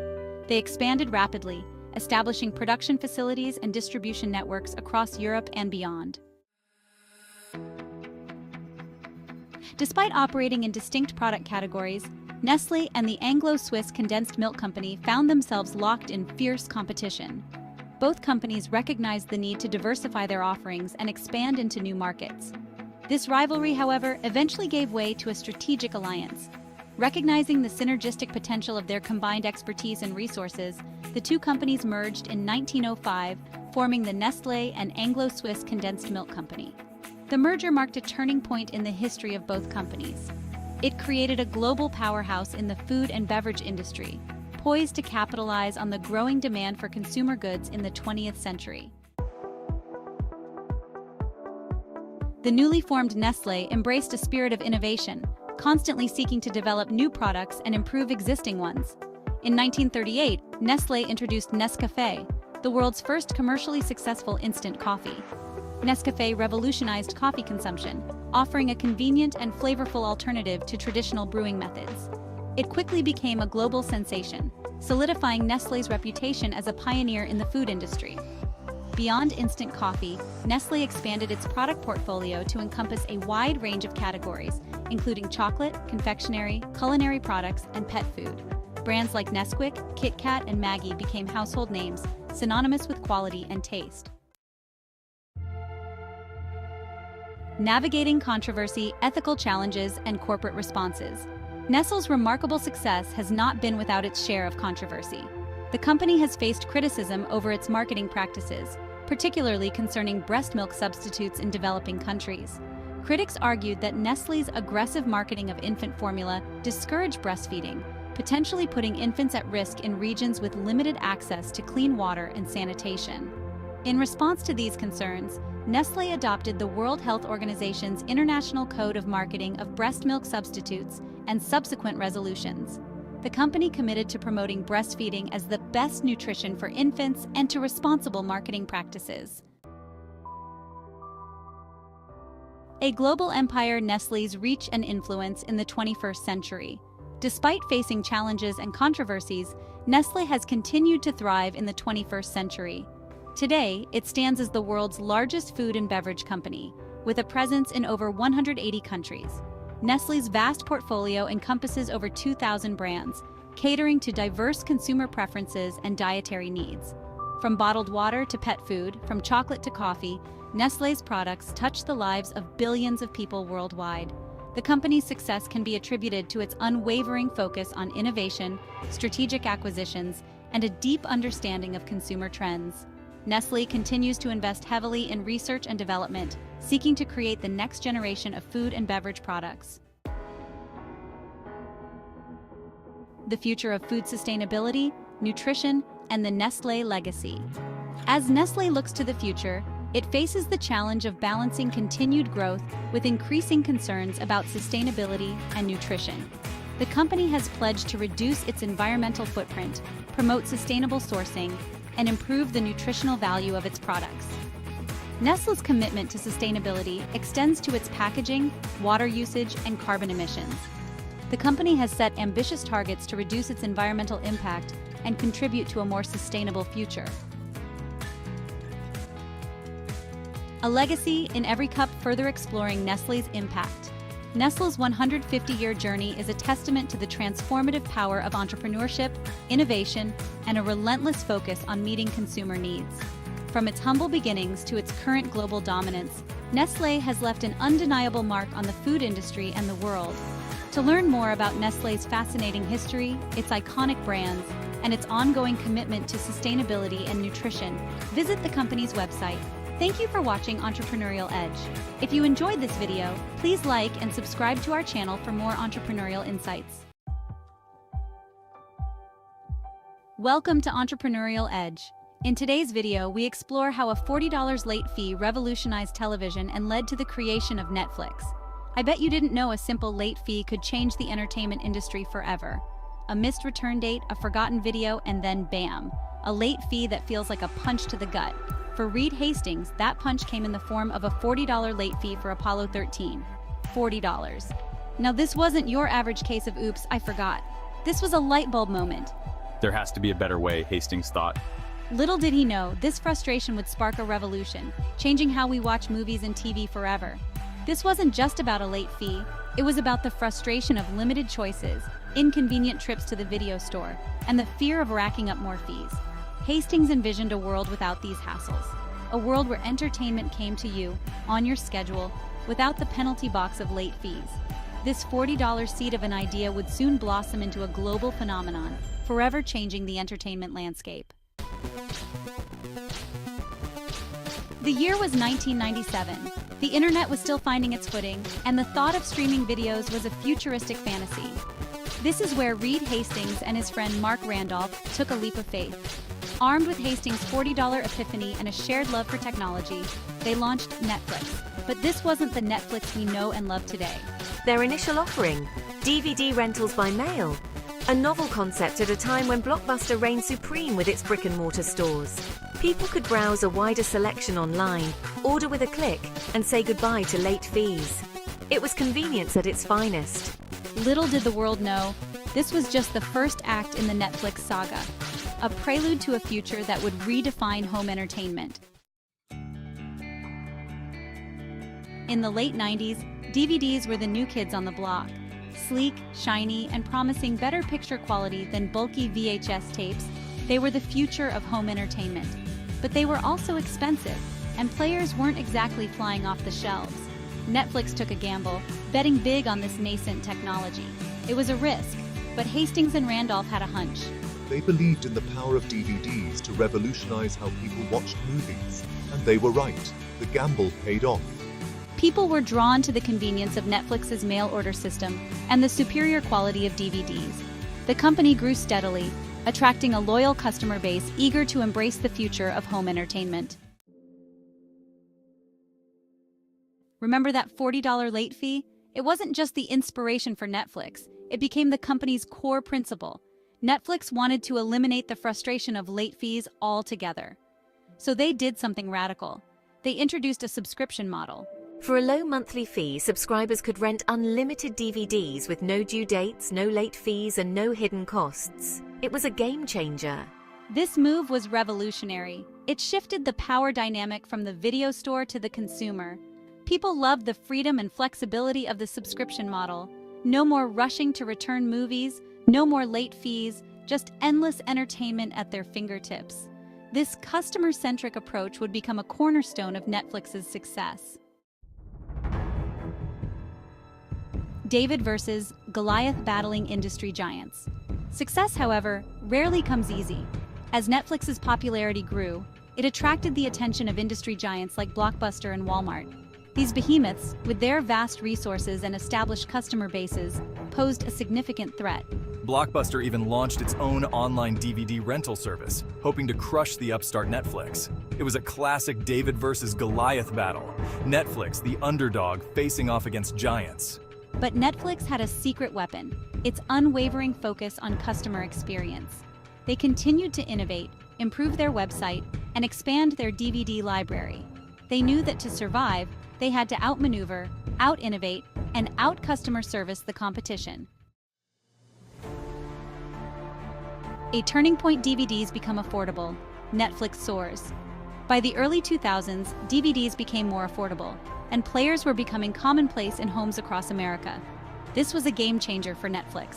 The demand for their services skyrocketed. People embraced the convenience, affordability, and wider selection that Netflix offered. Netflix's subscriber base swelled, and the company went public in 2002. Their gamble on DVDs had paid off, and they were now a major player in the entertainment industry. But Hastings wasn't content with resting on their laurels. He knew that to stay ahead of the curve, they needed to keep innovating, and he had a vision for the future that was even bolder than DVD rentals. Conquering the world, one stream at a time. In 2007, Netflix made another game-changing move. They launched their streaming service. At the time, internet speeds were still relatively slow, and streaming video was a nascent technology. Many saw it as a risky move, but Hastings had a vision. He believed that streaming was the future of entertainment, and he was willing to bet big on it. Initially, the streaming library was limited, but it grew rapidly. Netflix invested heavily in improving its streaming technology, making it faster and more reliable. They also started securing streaming rights for popular TV shows and movies. The world was starting to embrace streaming, and Netflix was leading the charge. The crown jewel original content and a legacy defined. Netflix wasn't content with just being a distributor of entertainment, they wanted to create it. In 2013, they released their first original series, House of Cards, a political thriller that took the world by storm. It was a critical and commercial success, proving that Netflix was a serious player in the world of original content. This was a pivotal moment. Netflix had not only disrupted the way people consumed entertainment, but they were now shaping it. They invested heavily in creating original content across a wide range of genres, from gripping dramas like Stranger Things and The Crown, to hilarious comedies like Orange is the New Black and BoJack Horseman. Netflix originals became synonymous with quality, captivating audiences worldwide, and solidifying Netflix's position as a global entertainment giant. From a $40 late fee to a global entertainment powerhouse, Netflix's journey is a testament to the power of innovation, risk-taking, and a relentless focus on the customer. Thank you for watching Entrepreneurial Edge. If you enjoyed this video, please like and subscribe to our channel for more inspiring stories. Welcome to Entrepreneurial Edge. Today we explore how Porsche became a legend. Stay tuned, Porsche. The name alone evokes a sense of speed, precision, and automotive artistry. It's a brand synonymous with power and performance. From the iconic 911 to the sleek Cayenne, Porsche has become a global symbol of success and aspiration. But behind every legend lies a story. And Porsche's journey is one of innovation, resilience, and an unwavering passion for pushing the boundaries of automotive engineering. This is the story of how a small German company, fueled by the dreams of a visionary engineer, became a global automotive powerhouse.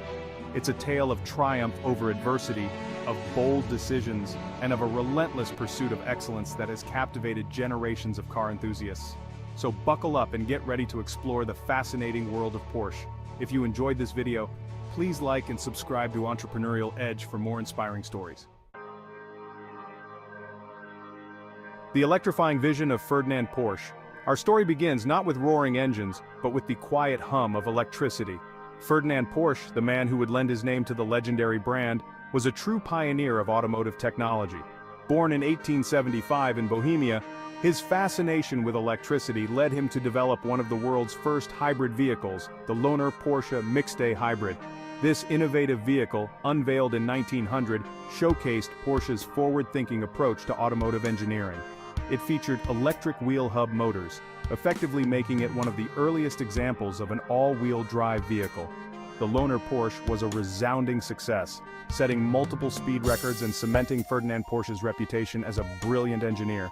This early success laid the foundation for what would become one of the most iconic automotive brands in history. Ferdinand Porsche's relentless pursuit of innovation and his unwavering belief in pushing the boundaries of what's possible would define the Porsche legacy for generations to come.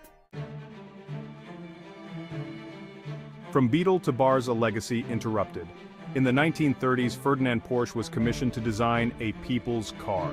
The result was the Volkswagen Beetle, one of the best-selling vehicles of all time. After World War II, Porsche was imprisoned for his role in the war effort. Even behind bars, his passion for engineering never waned. Upon release, he was determined to rebuild and create a lasting legacy. The stage was set for the birth of the Porsche we know today. Rise of the Porsche 356. A star is born. In 1948, a legend was born. The Porsche 356, the first car to bear the Porsche name, rolled off the production line in Gmünd, Austria. This lightweight, rear-engined sports car was an instant hit. The 356's success wasn't just confined to the road, it also made its mark on the racetrack. In 1951, a Porsche 356 driven by Herbert Ling secured a class victory at the grueling 24 Hours of Le Mans race. This victory cemented the 356's reputation as a giant slayer. It established the Porsche brand as a serious contender in the automotive world. The Porsche 911, an automotive icon, is unleashed. In 1963, Porsche unveiled a car that would redefine the sports car segment, the Porsche 911. With its distinctive sloping roofline, powerful rear-mounted engine, and exceptional handling, the 911 quickly became an icon. It was a car that captivated enthusiasts and left rivals trailing in its wake. Over the years, the 911 has undergone numerous iterations and updates. But through it all, it has remained true to its core principles: performance, precision, and timeless design. From the racetrack to the open road, the 911 has consistently pushed the boundaries of what a sports car can be. The 911's enduring appeal lies in its unique blend of performance and practicality. It's a car that's equally at home on a racetrack or a daily commute. The 911 is a testament to Porsche's commitment to engineering excellence and its unwavering focus on creating a truly exceptional driving experience. Expanding horizons, Porsche conquers new terrain. In the late 1990s, Porsche made a bold move. Facing declining sales and an uncertain future, the company decided to venture into uncharted territory, the SUV market. The result was the Porsche Cayenne, a high-performance SUV that combined Porsche's renowned handling and performance with the practicality of a family car. The Cayenne was a gamble that paid off handsomely. It quickly became Porsche's best-selling model, attracting a new generation of buyers to the brand. The success of the Cayenne demonstrated Porsche's ability to adapt and innovate, proving that the company could succeed beyond the realm of sports cars. The Cayenne's success paved the way for the introduction of the Macan, a smaller, more compact SUV that further expanded Porsche's reach into the lucrative SUV market. These two models have been instrumental in Porsche's continued success, ensuring the brand's relevance in an ever-changing automotive landscape. Thank you for watching. If you enjoyed this video, please like and subscribe to Entrepreneurial Edge for more inspiring stories. What's up, everybody? Welcome back to Entrepreneurial Edge, where we uncover the secrets behind the world's most iconic businesses. Today, we're cracking open the fascinating story of Red Bull. From its humble beginnings in Thailand to its global domination as an energy drink giant, this is a tale of innovation, marketing genius, and a whole lot of caffeine. You know, when you think about a brand like Red Bull, you probably don't picture a small village in Thailand, do you? But that's exactly where this story begins. Our tale starts with a man named Chaleo Uvidya. He came from humble beginnings, a family of duck farmers. Chaleo had a knack for business, and he eventually founded his own pharmaceutical company, TC Pharmaceuticals. He saw an opportunity in the market, a need for a drink that could provide a boost to Thailand's hard-working laborers. And so in 1976, Krating Dang, which translates to red gaur, a type of wild bovine, was born. Chaleo wasn't just throwing ingredients together at random, he meticulously studied existing energy drinks that were popular among Thailand's wealthy elite. He took those formulas and adapted them, creating something unique to cater to the needs of everyday working people. The result? A drink packed with taurine, caffeine, B vitamins, and sugar, a recipe designed for maximum energy. And to really drive home the message of strength and power, he chose two charging gaurs as the logo, an image that would later become iconic worldwide. Fast forward to 1982, and our story takes us halfway across the world to Austria. Dietrich Mateschitz, an Austrian marketing executive, was on a business trip to Thailand when he stumbled upon Krating Dang. He saw beyond the simple drink. He saw a lifestyle, an attitude.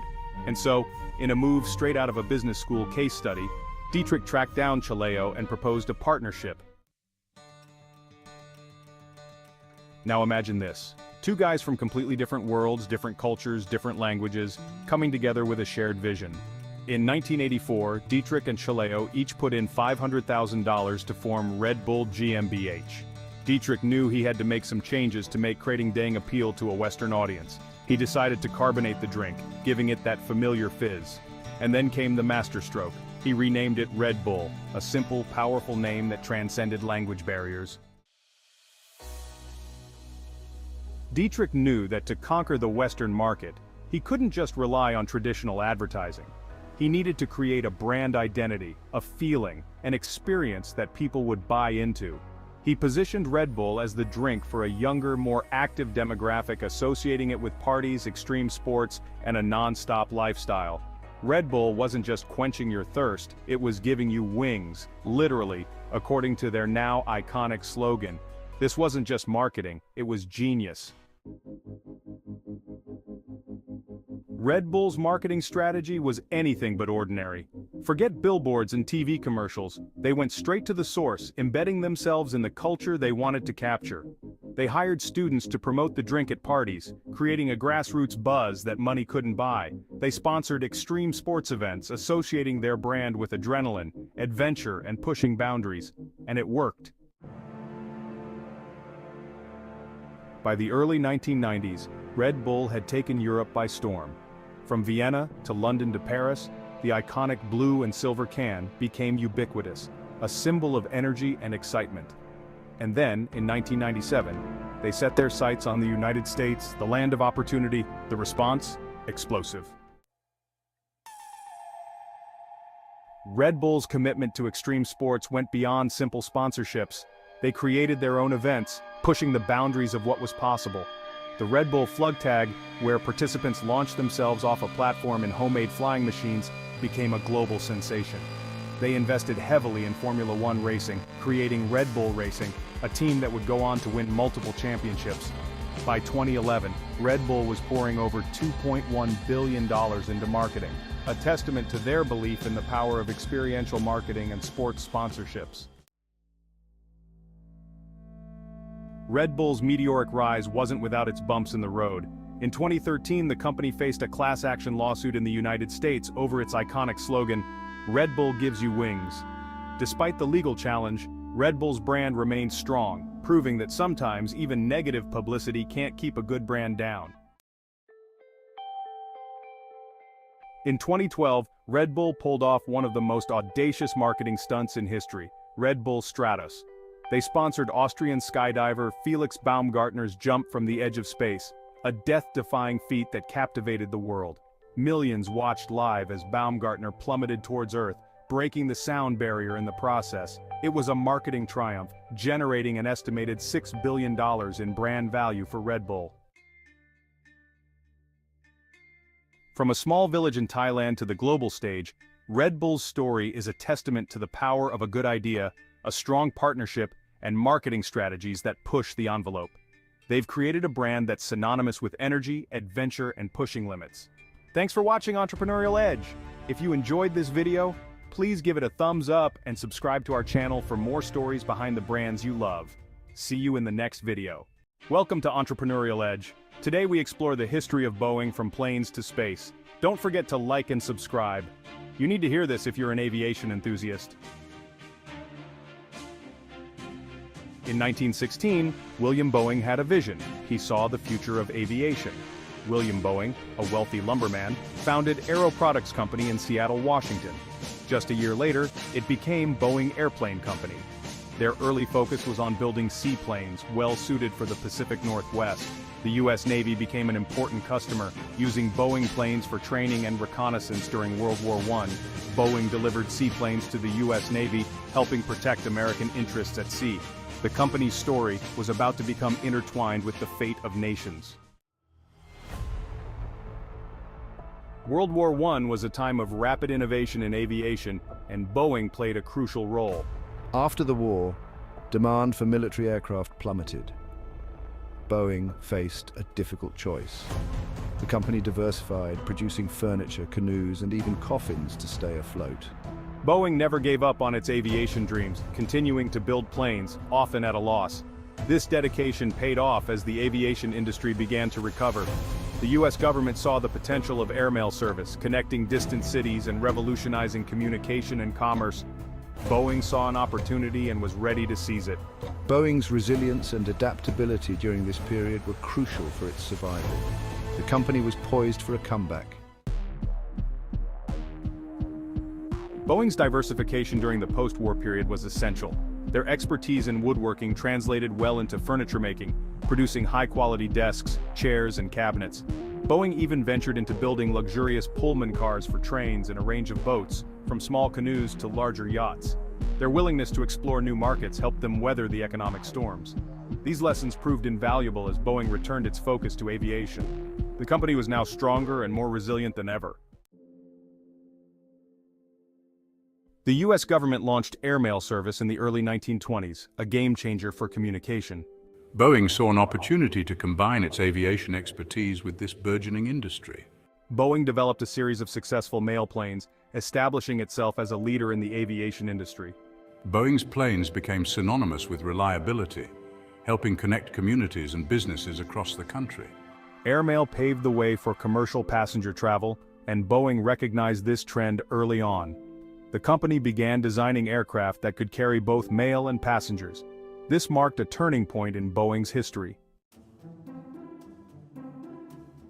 World War II saw a surge in demand for military aircraft, and Boeing answered the call.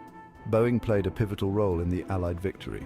The B-17 Flying Fortress became iconic for its durability and firepower. Boeing's B-29 Superfortress was crucial in the Pacific theater. Boeing's factories worked around the clock, producing thousands of aircraft. The war solidified Boeing's position as an aviation powerhouse. The post-World War II era marked a new chapter in aviation with the advent of the jet engine. The Boeing 707, introduced in 1958, was one of the first commercially successful jetliners. The 707 made international travel faster and more accessible. Boeing continued to innovate with new jetliner designs like the 727, 737, and 747, transforming air travel. The jet age was a time of immense growth for Boeing. Boeing expanded its manufacturing capabilities to meet the soaring demand for jetliners. The company became a symbol of American technological prowess. Boeing's planes were known for their safety, reliability, and comfort. They connected people and cultures across the globe. Boeing was a leader in the global aviation industry. The 1970s brought new challenges for Boeing, including the oil crisis and increased competition from Airbus. Boeing responded with innovation, developing fuel-efficient aircraft designs. The 757 and 767 were well received by airlines. Competition with Airbus defined the aviation industry. This competition led to safer, more efficient, and comfortable aircraft.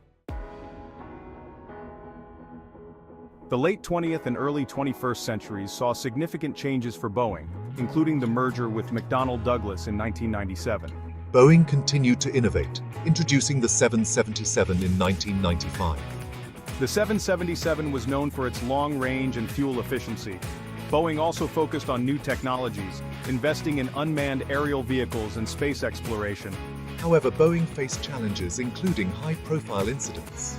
Boeing worked to address these issues and rebuild trust. The company remained committed to aerospace innovation.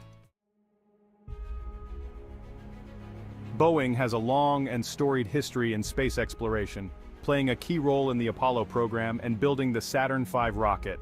In recent years, Boeing has faced increased competition in the space industry from private companies like SpaceX. SpaceX has developed reusable rockets and spacecraft, challenging Boeing's traditional dominance. Boeing has responded by developing new technologies and partnerships, including the CST-100 Starliner. The competition between Boeing and SpaceX is pushing the boundaries of space exploration, leading to more innovation and lower costs. Boeing's future in space exploration is promising. The company has a wealth of experience and expertise. Boeing is well positioned to capitalize on the growing commercial space industry. The company continues to reach for the stars. Boeing's journey is a testament to American ingenuity and resilience. From its humble beginnings in a Seattle boathouse to its status as a global aerospace giant, the company has faced challenges but always emerged stronger. Boeing's aircraft have connected people and cultures across the globe. Boeing's contributions to space exploration have inspired generations. As Boeing looks to the future, it faces new challenges and opportunities. The aviation and space industries are evolving rapidly. Despite these challenges, Boeing's future is bright. Boeing is well positioned to continue shaping the future of aerospace. Thank you for watching Entrepreneurial Edge. If you enjoyed this video, please like and subscribe for more content. Welcome to Entrepreneurial Edge. In today's video, we explore the genius of George Westinghouse, an innovator, leader, and visionary. Stay tuned. George Westinghouse was a remarkable man, a true visionary whose contributions have left an indelible mark on the world. An American entrepreneur and engineer, he was born in 1846 in Central Bridge, New York, into a family that valued hard work and innovation. Westinghouse shaped modern society through his groundbreaking inventions and ethical business practices. His relentless pursuit of progress and improvement set him apart from his contemporaries.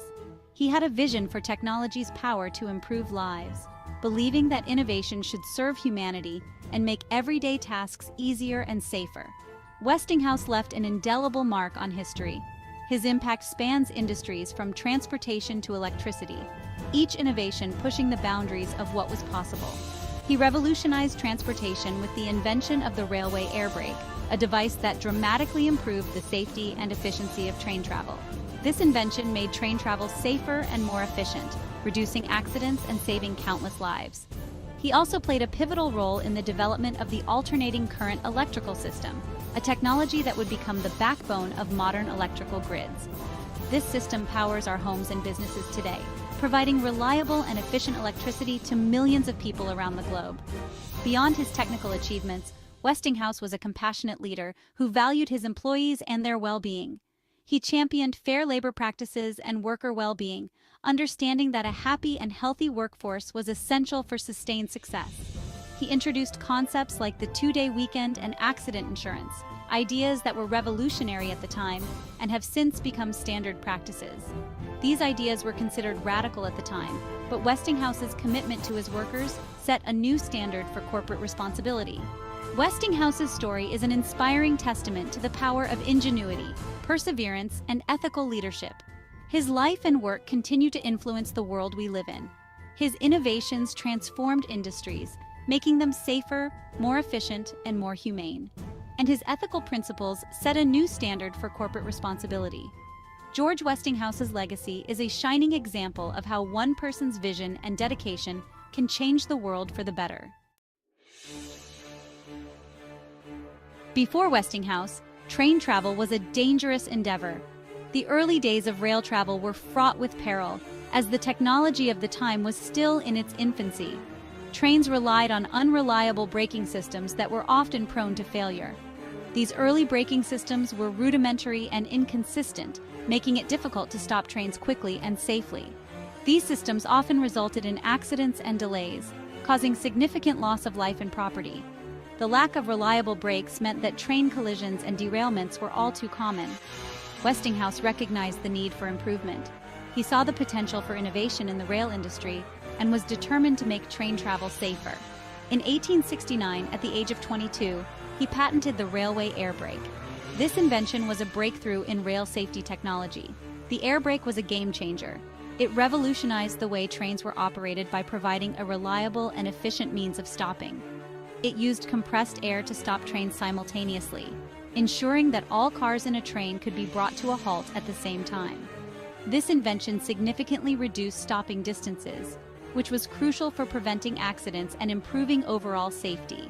This made train travel safer and more efficient. Passengers could now travel with greater peace of mind, knowing that the risk of accidents had been greatly diminished. The air brake's impact on the railroad industry was profound. It not only improved safety, but also increased the efficiency of train operations. It allowed for heavier loads and higher speeds, enabling the rail industry to expand and thrive. Westinghouse's invention revolutionized the railroad industry. His air brake system set new standards for safety and efficiency in rail travel. It paved the way for modern rail travel. The principles behind Westinghouse's air brake continue to influence train technology today. The air brake remains an essential safety feature on trains today. Its enduring legacy is a testament to its effectiveness and the foresight of its inventor. It stands as a testament to Westinghouse's ingenuity and his commitment to safety. His contributions have left an indelible mark on the history of rail travel. Westinghouse's inventive mind went beyond the railroad. He was a visionary who saw the potential in various fields. He recognized the potential of natural gas and electricity, understanding that these resources could revolutionize industries in daily life. In the 1880s, he formed the Westinghouse Electric Company, a pioneering enterprise that would change the landscape of electrical power. This company focused on developing and promoting alternating current electricity, which was a groundbreaking approach at the time. AC electricity had significant advantages over Thomas Edison's direct current system, including the ability to be transmitted over long distances. AC could travel long distances with minimal power loss, making it a more viable option for widespread electrical distribution. This made it more efficient for large-scale power distribution, enabling cities and towns to be powered from a central source. Westinghouse's advocacy for AC set the stage for the War of the Currents, a fierce competition with Thomas Edison. This rivalry with Edison would shape the future of electricity, influencing how power systems were developed and implemented. Westinghouse's vision for AC extended to its practical applications, including lighting homes and powering machinery. He developed systems for transmitting natural gas and AC electricity, ensuring that these resources could be efficiently delivered to consumers. These systems brought light and heat to homes and businesses, transforming everyday life and boosting economic growth. His company played a crucial role in electrifying the United States, laying the groundwork for the modern electrical grid and contributing to the nation's development. Thank you for watching. If you enjoyed this video, please like and subscribe to our channel, Entrepreneurial Edge, for more inspiring content. Welcome to Entrepreneurial Edge. In today's video, we explore the rise of Airbnb from airbeds to billions. Stay tuned. From airbeds to an idea, the genesis of Airbnb. In 2007, two friends Joe Gebbia and Brian Chesky faced a common problem: rent. They lived in San Francisco, a city known for its high cost of living. To make ends meet, they came up with a simple idea.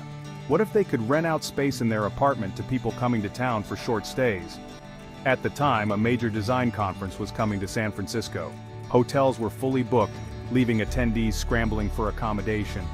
Joe and Brian saw an opportunity. They offered up 3 air mattresses on the floor of their apartment, along with breakfast for $80 a night. They called their makeshift lodging Airbed and Breakfast. Their idea was a hit. 3 guests, 2 men and 1 woman, took them up on the offer, enjoying a unique and affordable place to stay. Little did Joe and Brian know, this simple act of hospitality would be the first step in a journey that would revolutionize the travel industry. They had planted the seed for what would become Airbnb.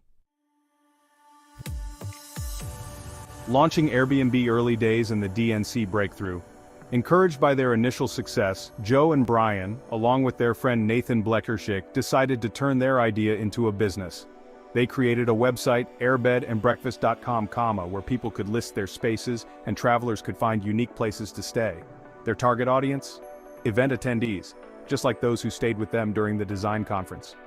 They faced an uphill battle. Investors were skeptical. The idea of strangers staying in each other's homes seemed risky and unfamiliar. Rejection after rejection followed. But Joe, Brian, and Nathan persisted. They believed in their vision of a world where anyone could belong anywhere. Their breakthrough moment came during the 2008 Democratic National Convention in Denver, Colorado. With hotels again fully booked, they saw another opportunity. They set up a booth at the convention and promoted their platform. The response was overwhelming. They received hundreds of bookings, proving the demand for their service. The DNC experience was a turning point for Airbnb. It showed that their idea had legs. Overcoming hurdles, funding challenges, and creative solutions. Despite the success at the DNC, funding remained a challenge. Investors still hesitated to back the unconventional startup. Faced with mounting expenses and dwindling funds, Joe, Brian, and Nathan had to get creative. They needed a way to keep the lights on and fund their vision. Their solution? Cereal. Yes, breakfast cereal. They designed special edition cereal boxes, Obama O's and Captain McCain's, capitalizing on the ongoing presidential election. They sold these boxes for $40 each, generating over $30,000 in much-needed revenue. This unconventional move not only kept them afloat but also garnered media attention, further raising their profile. Their cereal stunt was a testament to their resourcefulness and determination. It demonstrated their willingness to think outside the box, literally, to achieve their goals. This spirit of innovation would become a hallmark of Airbnb's journey. Airbnb takes flight. Y Combinator rebranding and scaling up. The cereal box success, combined with their growing traction, finally caught the attention they needed. Airbnb was accepted into Y Combinator, a prestigious startup accelerator. This provided them with not only much-needed funding but also mentorship and guidance from industry veterans. With Y Combinator's support, they made significant changes. They shortened their name to the catchier Airbnb, reflecting a broader focus beyond just air mattresses. They also implemented key features based on user feedback, such as professional photography for listings, enhancing the platform's appeal and trustworthiness. These strategic decisions, coupled with their relentless focus on improving the user experience, propelled Airbnb's growth. They secured additional funding rounds, attracting prominent investors like Sequoia Capital and Ashton Kutcher. Airbnb was no longer a scrappy startup, it was well on its way to becoming a global brand. A global phenomenon, Airbnb's exponential growth and impact. From its humble beginnings, Airbnb has grown into a global phenomenon. With millions of listings in over 220 countries and regions, it has revolutionized the way people travel and experience the world. The platform has hosted over 1 billion guest arrivals, connecting people from all walks of life. Airbnb's success is reflected in its impressive statistics. The platform boasts over 150 million users worldwide. It has raised billions of dollars in funding, achieving a valuation that rivals traditional hotel chains. Airbnb's impact extends beyond its financial success. It has empowered individuals to become micro-entrepreneurs, renting out their spaces and generating income. It has also fostered cultural exchange, allowing travelers to connect with locals and experience destinations in a more authentic way. The Airbnb playbook: adaptability, innovation, and timing. Airbnb's journey is a testament to the power of adaptability, innovation, and timing. The founders' ability to pivot their strategy, embrace new ideas, and capitalize on market opportunities played a crucial role in their success. Firstly, their willingness to adapt was evident from the start. They initially targeted event attendees, then expanded to cater to a broader range of travelers. They listened to user feedback, constantly iterating and improving their platform to meet evolving needs. Secondly, innovation was at the core of their approach. From professional photography for listings to unique experiences offered by hosts, Airbnb consistently sought ways to enhance the user experience and differentiate itself from traditional accommodation options. Finally, timing played a crucial role in their success. Launching during a financial crisis, when people were looking for affordable travel options, gave Airbnb a competitive edge. Beyond the horizon, Airbnb's legacy and the future of travel. Airbnb's story is far from over. As the platform continues to evolve, it is shaping the future of travel. Its focus on unique experiences, local connections, and sustainable tourism is resonating with a new generation of travelers. The lessons from Airbnb's journey are invaluable for aspiring entrepreneurs and established businesses alike. They highlight the importance of persistence, adaptability, and a relentless focus on the customer. Airbnb's impact extends beyond the travel industry. It has challenged traditional notions of hospitality, empowered individuals, and fostered a global community of hosts and travelers. As we look to the future, Airbnb's story serves as a reminder that even the most unconventional ideas can change the world. Thank you for watching. If you enjoyed this video, please like and subscribe to our channel Entrepreneurial Edge for more entrepreneurial stories and insights. Fresh out of Stanford Business School, I had an unconventional idea brewing in my mind. It wasn't the typical corporate path that most of my peers were drawn to.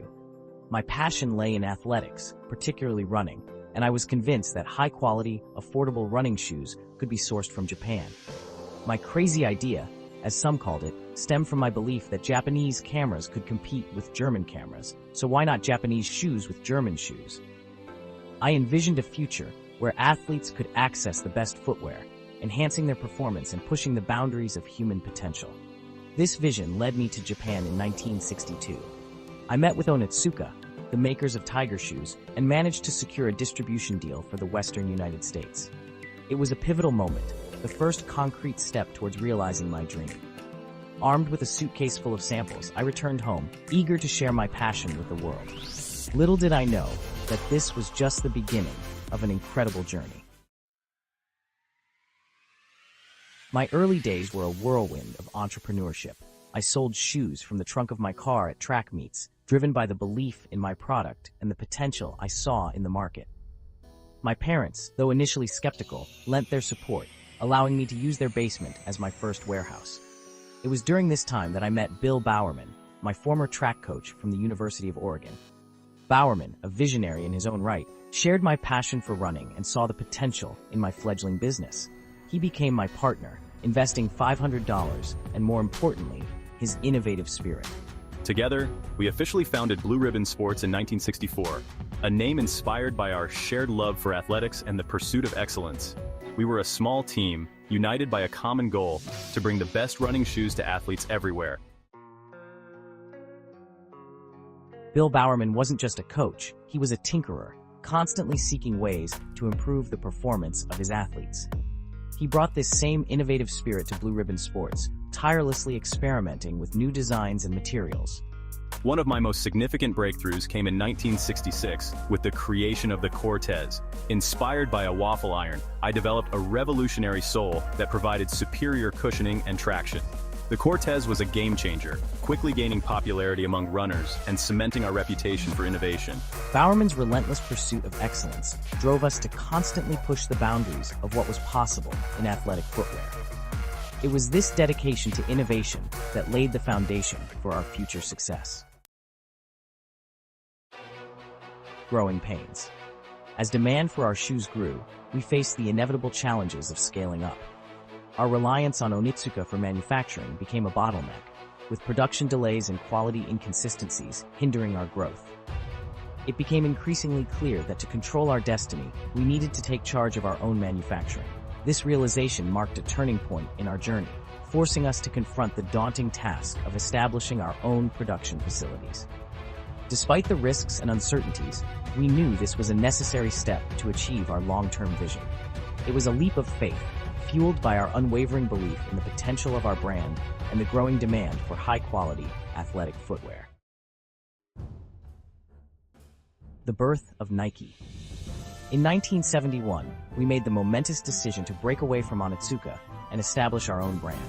This marked the birth of Nike, named after the Greek goddess of victory, a fitting symbol for our aspirations.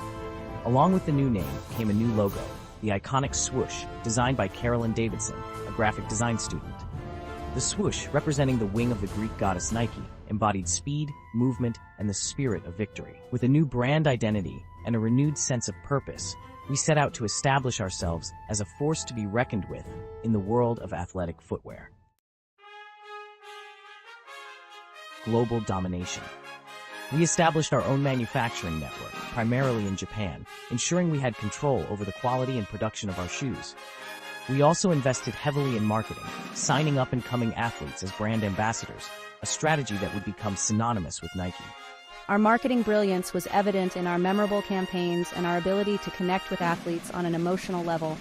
We didn't just sell shoes, we sold aspiration, the belief that anyone could achieve their athletic dreams. By 1989, Nike had become the dominant sportswear brand in America. Our journey from a small startup operating out of a basement to a global giant was a testament to the power of vision, innovation, and an unwavering commitment to excellence. It was a journey fueled by passion, perseverance, and a belief in the power of sport to inspire and unite.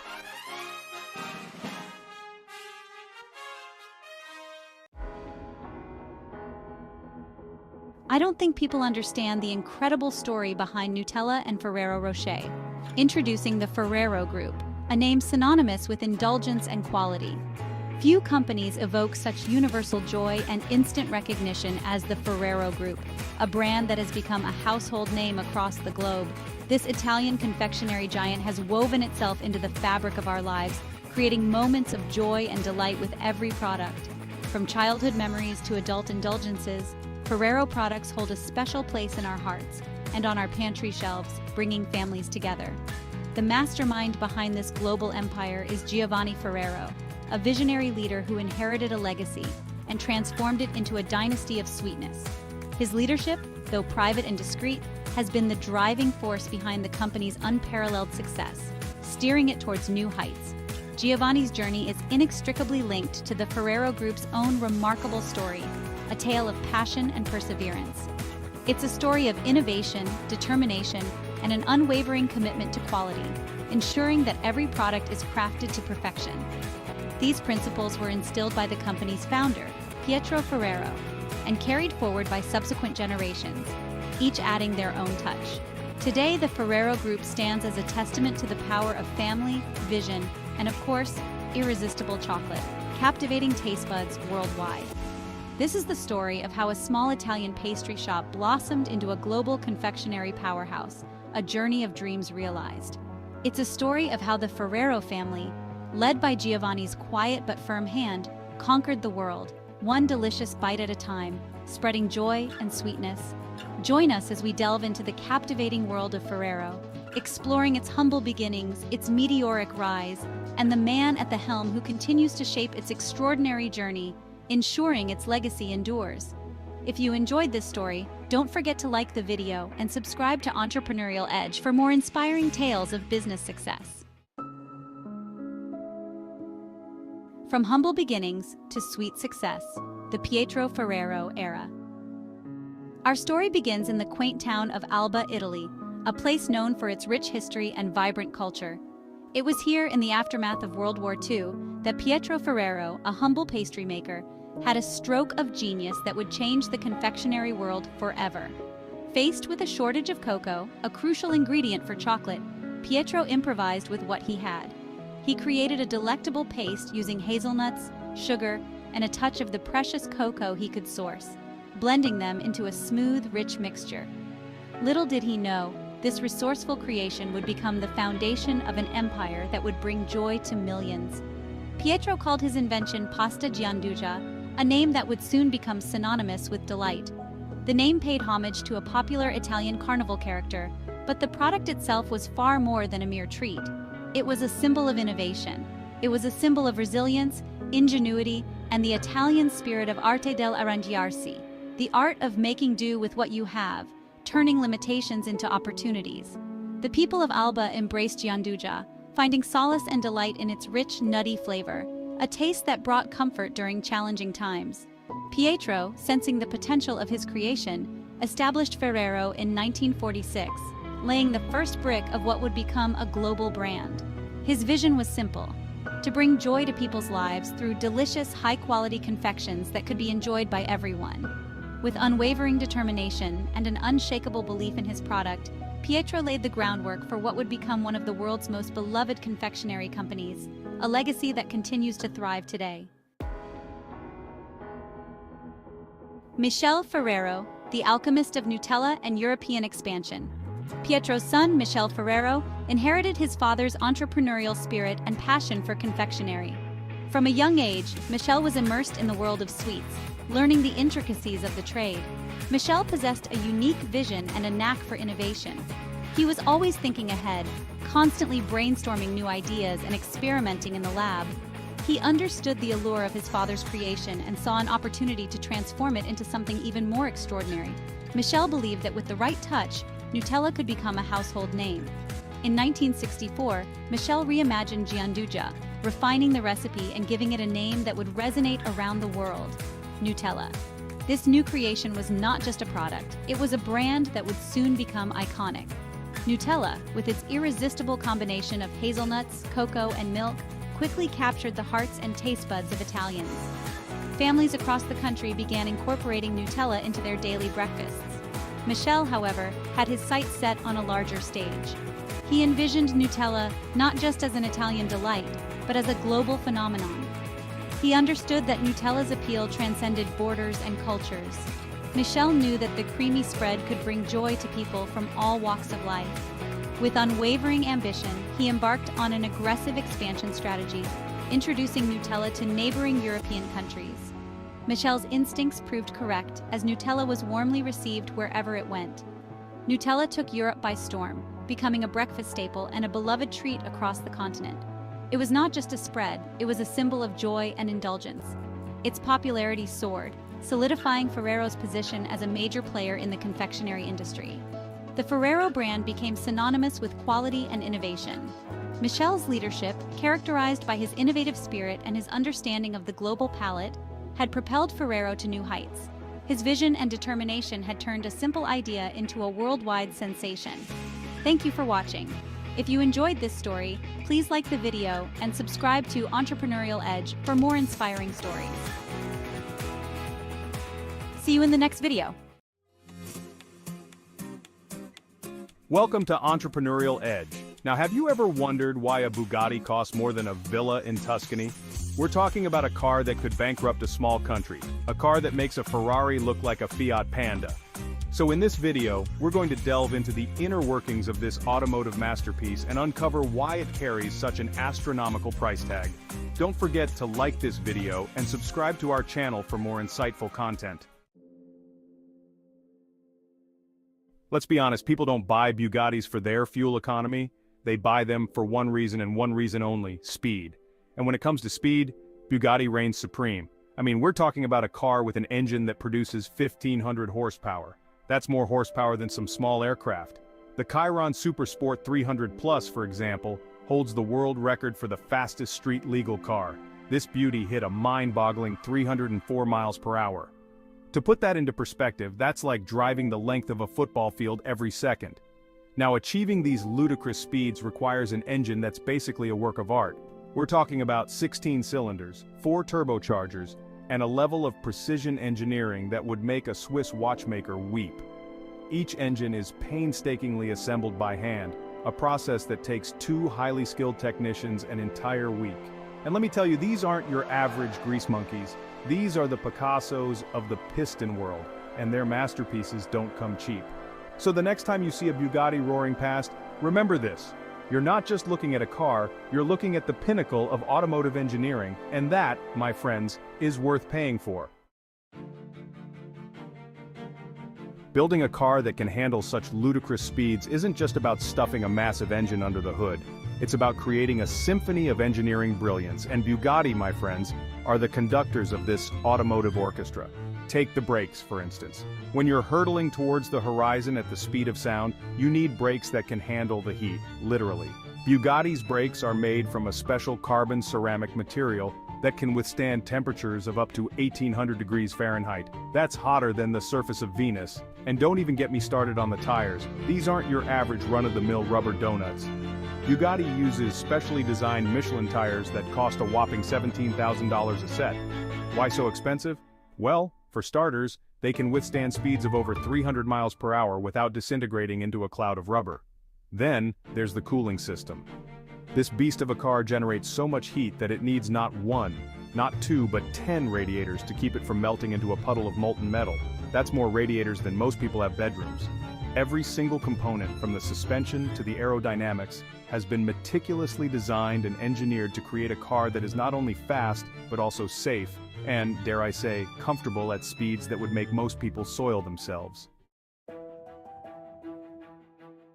Now let's talk about exclusivity. You see, Bugatti doesn't churn out cars like Toyota churns out Corollas. Oh no, they believe in quality over quantity, in crafting automotive masterpieces rather than mass-producing metal boxes on wheels. Take the Chiron, for instance. Bugatti is only ever making 500 of these beauties. That's it, no more, no less. And when something is rare, my friends, it becomes valuable.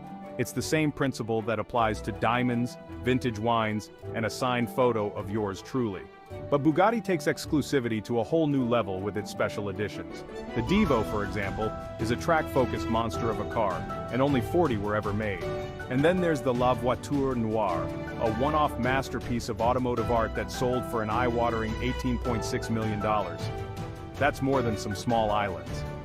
So, when you buy a Bugatti, you're not just buying a car, you're buying a piece of automotive history, a ticket to an exclusive club where the only membership requirement is a 7-figure bank balance.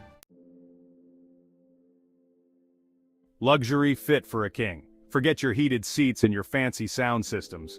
We're talking about a level of luxury that would make a Roman emperor blush. Step inside a Bugatti, and you're greeted by a symphony of leather, carbon fiber, and polished metal. The seats are upholstered in the finest hides, hand-stitched by artisans who could probably sew a button onto a soap bubble. And the details. Oh, the details. The Bugatti emblem, for instance, isn't just some plastic badge. It's made of solid silver, coated with layers of enamel and polished to a mirror finish. It's the kind of emblem you could happily stare at for hours, lost in its intricate beauty. Every switch, every dial, every surface has been crafted with an almost obsessive attention to detail. This isn't just a car interior, it's a work of art, a testament to the pursuit of automotive perfection. And let's not forget the sound. Close your eyes and listen to the engine roar. It's a symphony of mechanical fury, a guttural growl that sends shivers down your spine and tells the world that you've arrived, and you've arrived in style. The art of handcrafted perfection. Now forget your robots and your assembly lines. Building a Bugatti is a painstakingly slow and meticulous process, more akin to crafting a fine watch than assembling a car. Each Bugatti is hand-built by a team of skilled artisans who lavish hours of attention on every single detail. It takes 2 months for a team of 20 mechanics to assemble a Bugatti Chiron. 2 months? That's longer than it takes to build a house. And once the car is assembled, it's not just rolled off the production line and handed over to the customer. Oh no, it undergoes a rigorous testing regime that would make a drill sergeant weep. First, it's taken on a 300-mile test drive, where it's pushed to its limits on both road and track. Then it's subjected to a battery of tests designed to simulate the harshest conditions imaginable. And finally, once it's passed all of these tests with flying colors, it's hand-polished for 2 days straight until it gleams like a jewel. This, my friends, is why Bugattis are so expensive. They're not just cars, they're rolling masterpieces, crafted with a level of care and attention that borders on the obsessive. The price of extravagance. Now you might think that once you've coughed up the millions to buy a Bugatti, the spending stops there. But you'd be wrong. Very wrong. Owning a Bugatti is like owning a thoroughbred racehorse. It requires constant care, attention, and most importantly, a bottomless pit of money. A simple tire change, for instance, will set you back a cool $30,000. That's more than most people spend on their first car. And don't even get me started on the oil changes. We're talking about $20,000 a pop. And then there are the insurance premiums, the storage costs, the maintenance fees. It all adds up to an astronomical sum that would make even the wealthiest of individuals wince. But that's the price you pay for owning a car that is the automotive equivalent of a Fabergé egg. It's a statement of wealth, a symbol of success, and a reminder that some things in life are simply priceless. So, is a Bugatti worth it?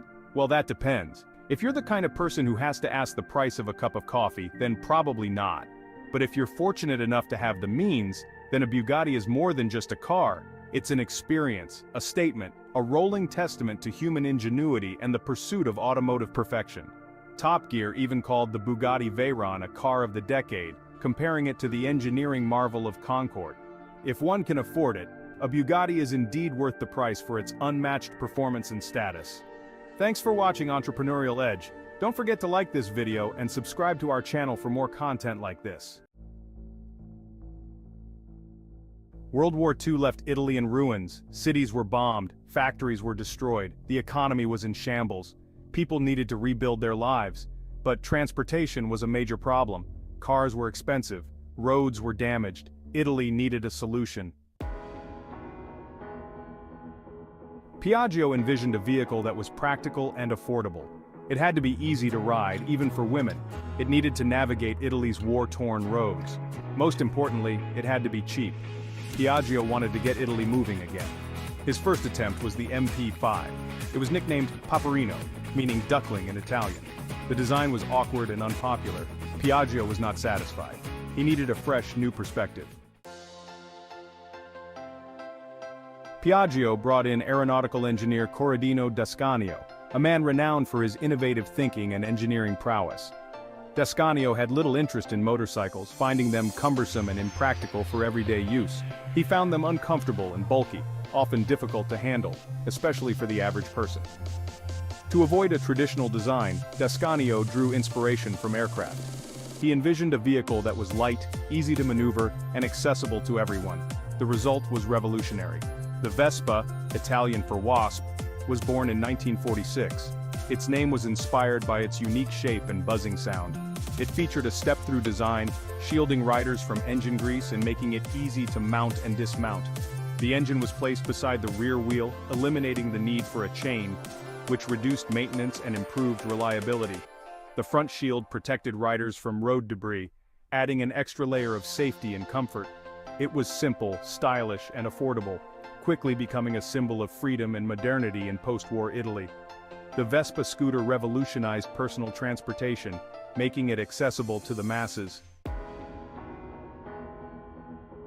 Revving up success, Vespa's meteoric rise. The Vespa was an instant success, capturing the hearts and imaginations of the Italian people almost overnight.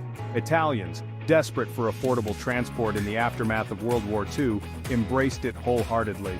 The Vespa provided a practical solution to the transportation crisis. The scooter quickly became a symbol of hope and progress, representing a brighter future for many. It represented freedom and mobility in a nation struggling to rebuild. Production skyrocketed as demand surged. From 2,500 units in 1946, it soared to over 171,000 in 1950, a testament to its popularity. Vespa dealerships popped up across Italy, making it easier for people to purchase their own scooters. The company expanded its production capacity to meet the surging demand, ensuring that Vespas were available to everyone who wanted one. This expansion marked the beginning of Vespa's global journey as it started to capture markets beyond Italy. A cultural icon, Vespa's global conquest. Vespa's popularity transcended borders. The scooter became a global phenomenon. It starred in Hollywood films like Roman Holiday with Audrey Hepburn. This propelled Vespa into the international spotlight. Vespa clubs sprung up worldwide. Enthusiasts celebrated the scooter's unique style and practicality. It became a symbol of freedom, adventure, and a carefree spirit. Vespa wasn't just a scooter, it was a lifestyle choice. The enduring legacy of Vespa, a timeless classic. Over 75 years later, Vespa remains an icon, a symbol of freedom and style that transcends generations. Its classic design has evolved, adapting to modern tastes and technologies, but its spirit remains unchanged, capturing the essence of Italian craftsmanship. It represents Italian style, ingenuity, and a touch of rebellion, embodying a lifestyle that is both chic and accessible. Vespa's legacy extends beyond transportation. It has become a cultural icon, featured in films, art, and fashion. It signifies post-war recovery and the rise of Italian industrial design, a beacon of hope and innovation in a time of rebuilding. It's a testament to the power of innovation to capture hearts and minds worldwide, uniting enthusiasts from all corners of the globe. Vespa is a timeless classic, forever etched in the annals of automotive history, a symbol of enduring elegance and innovation.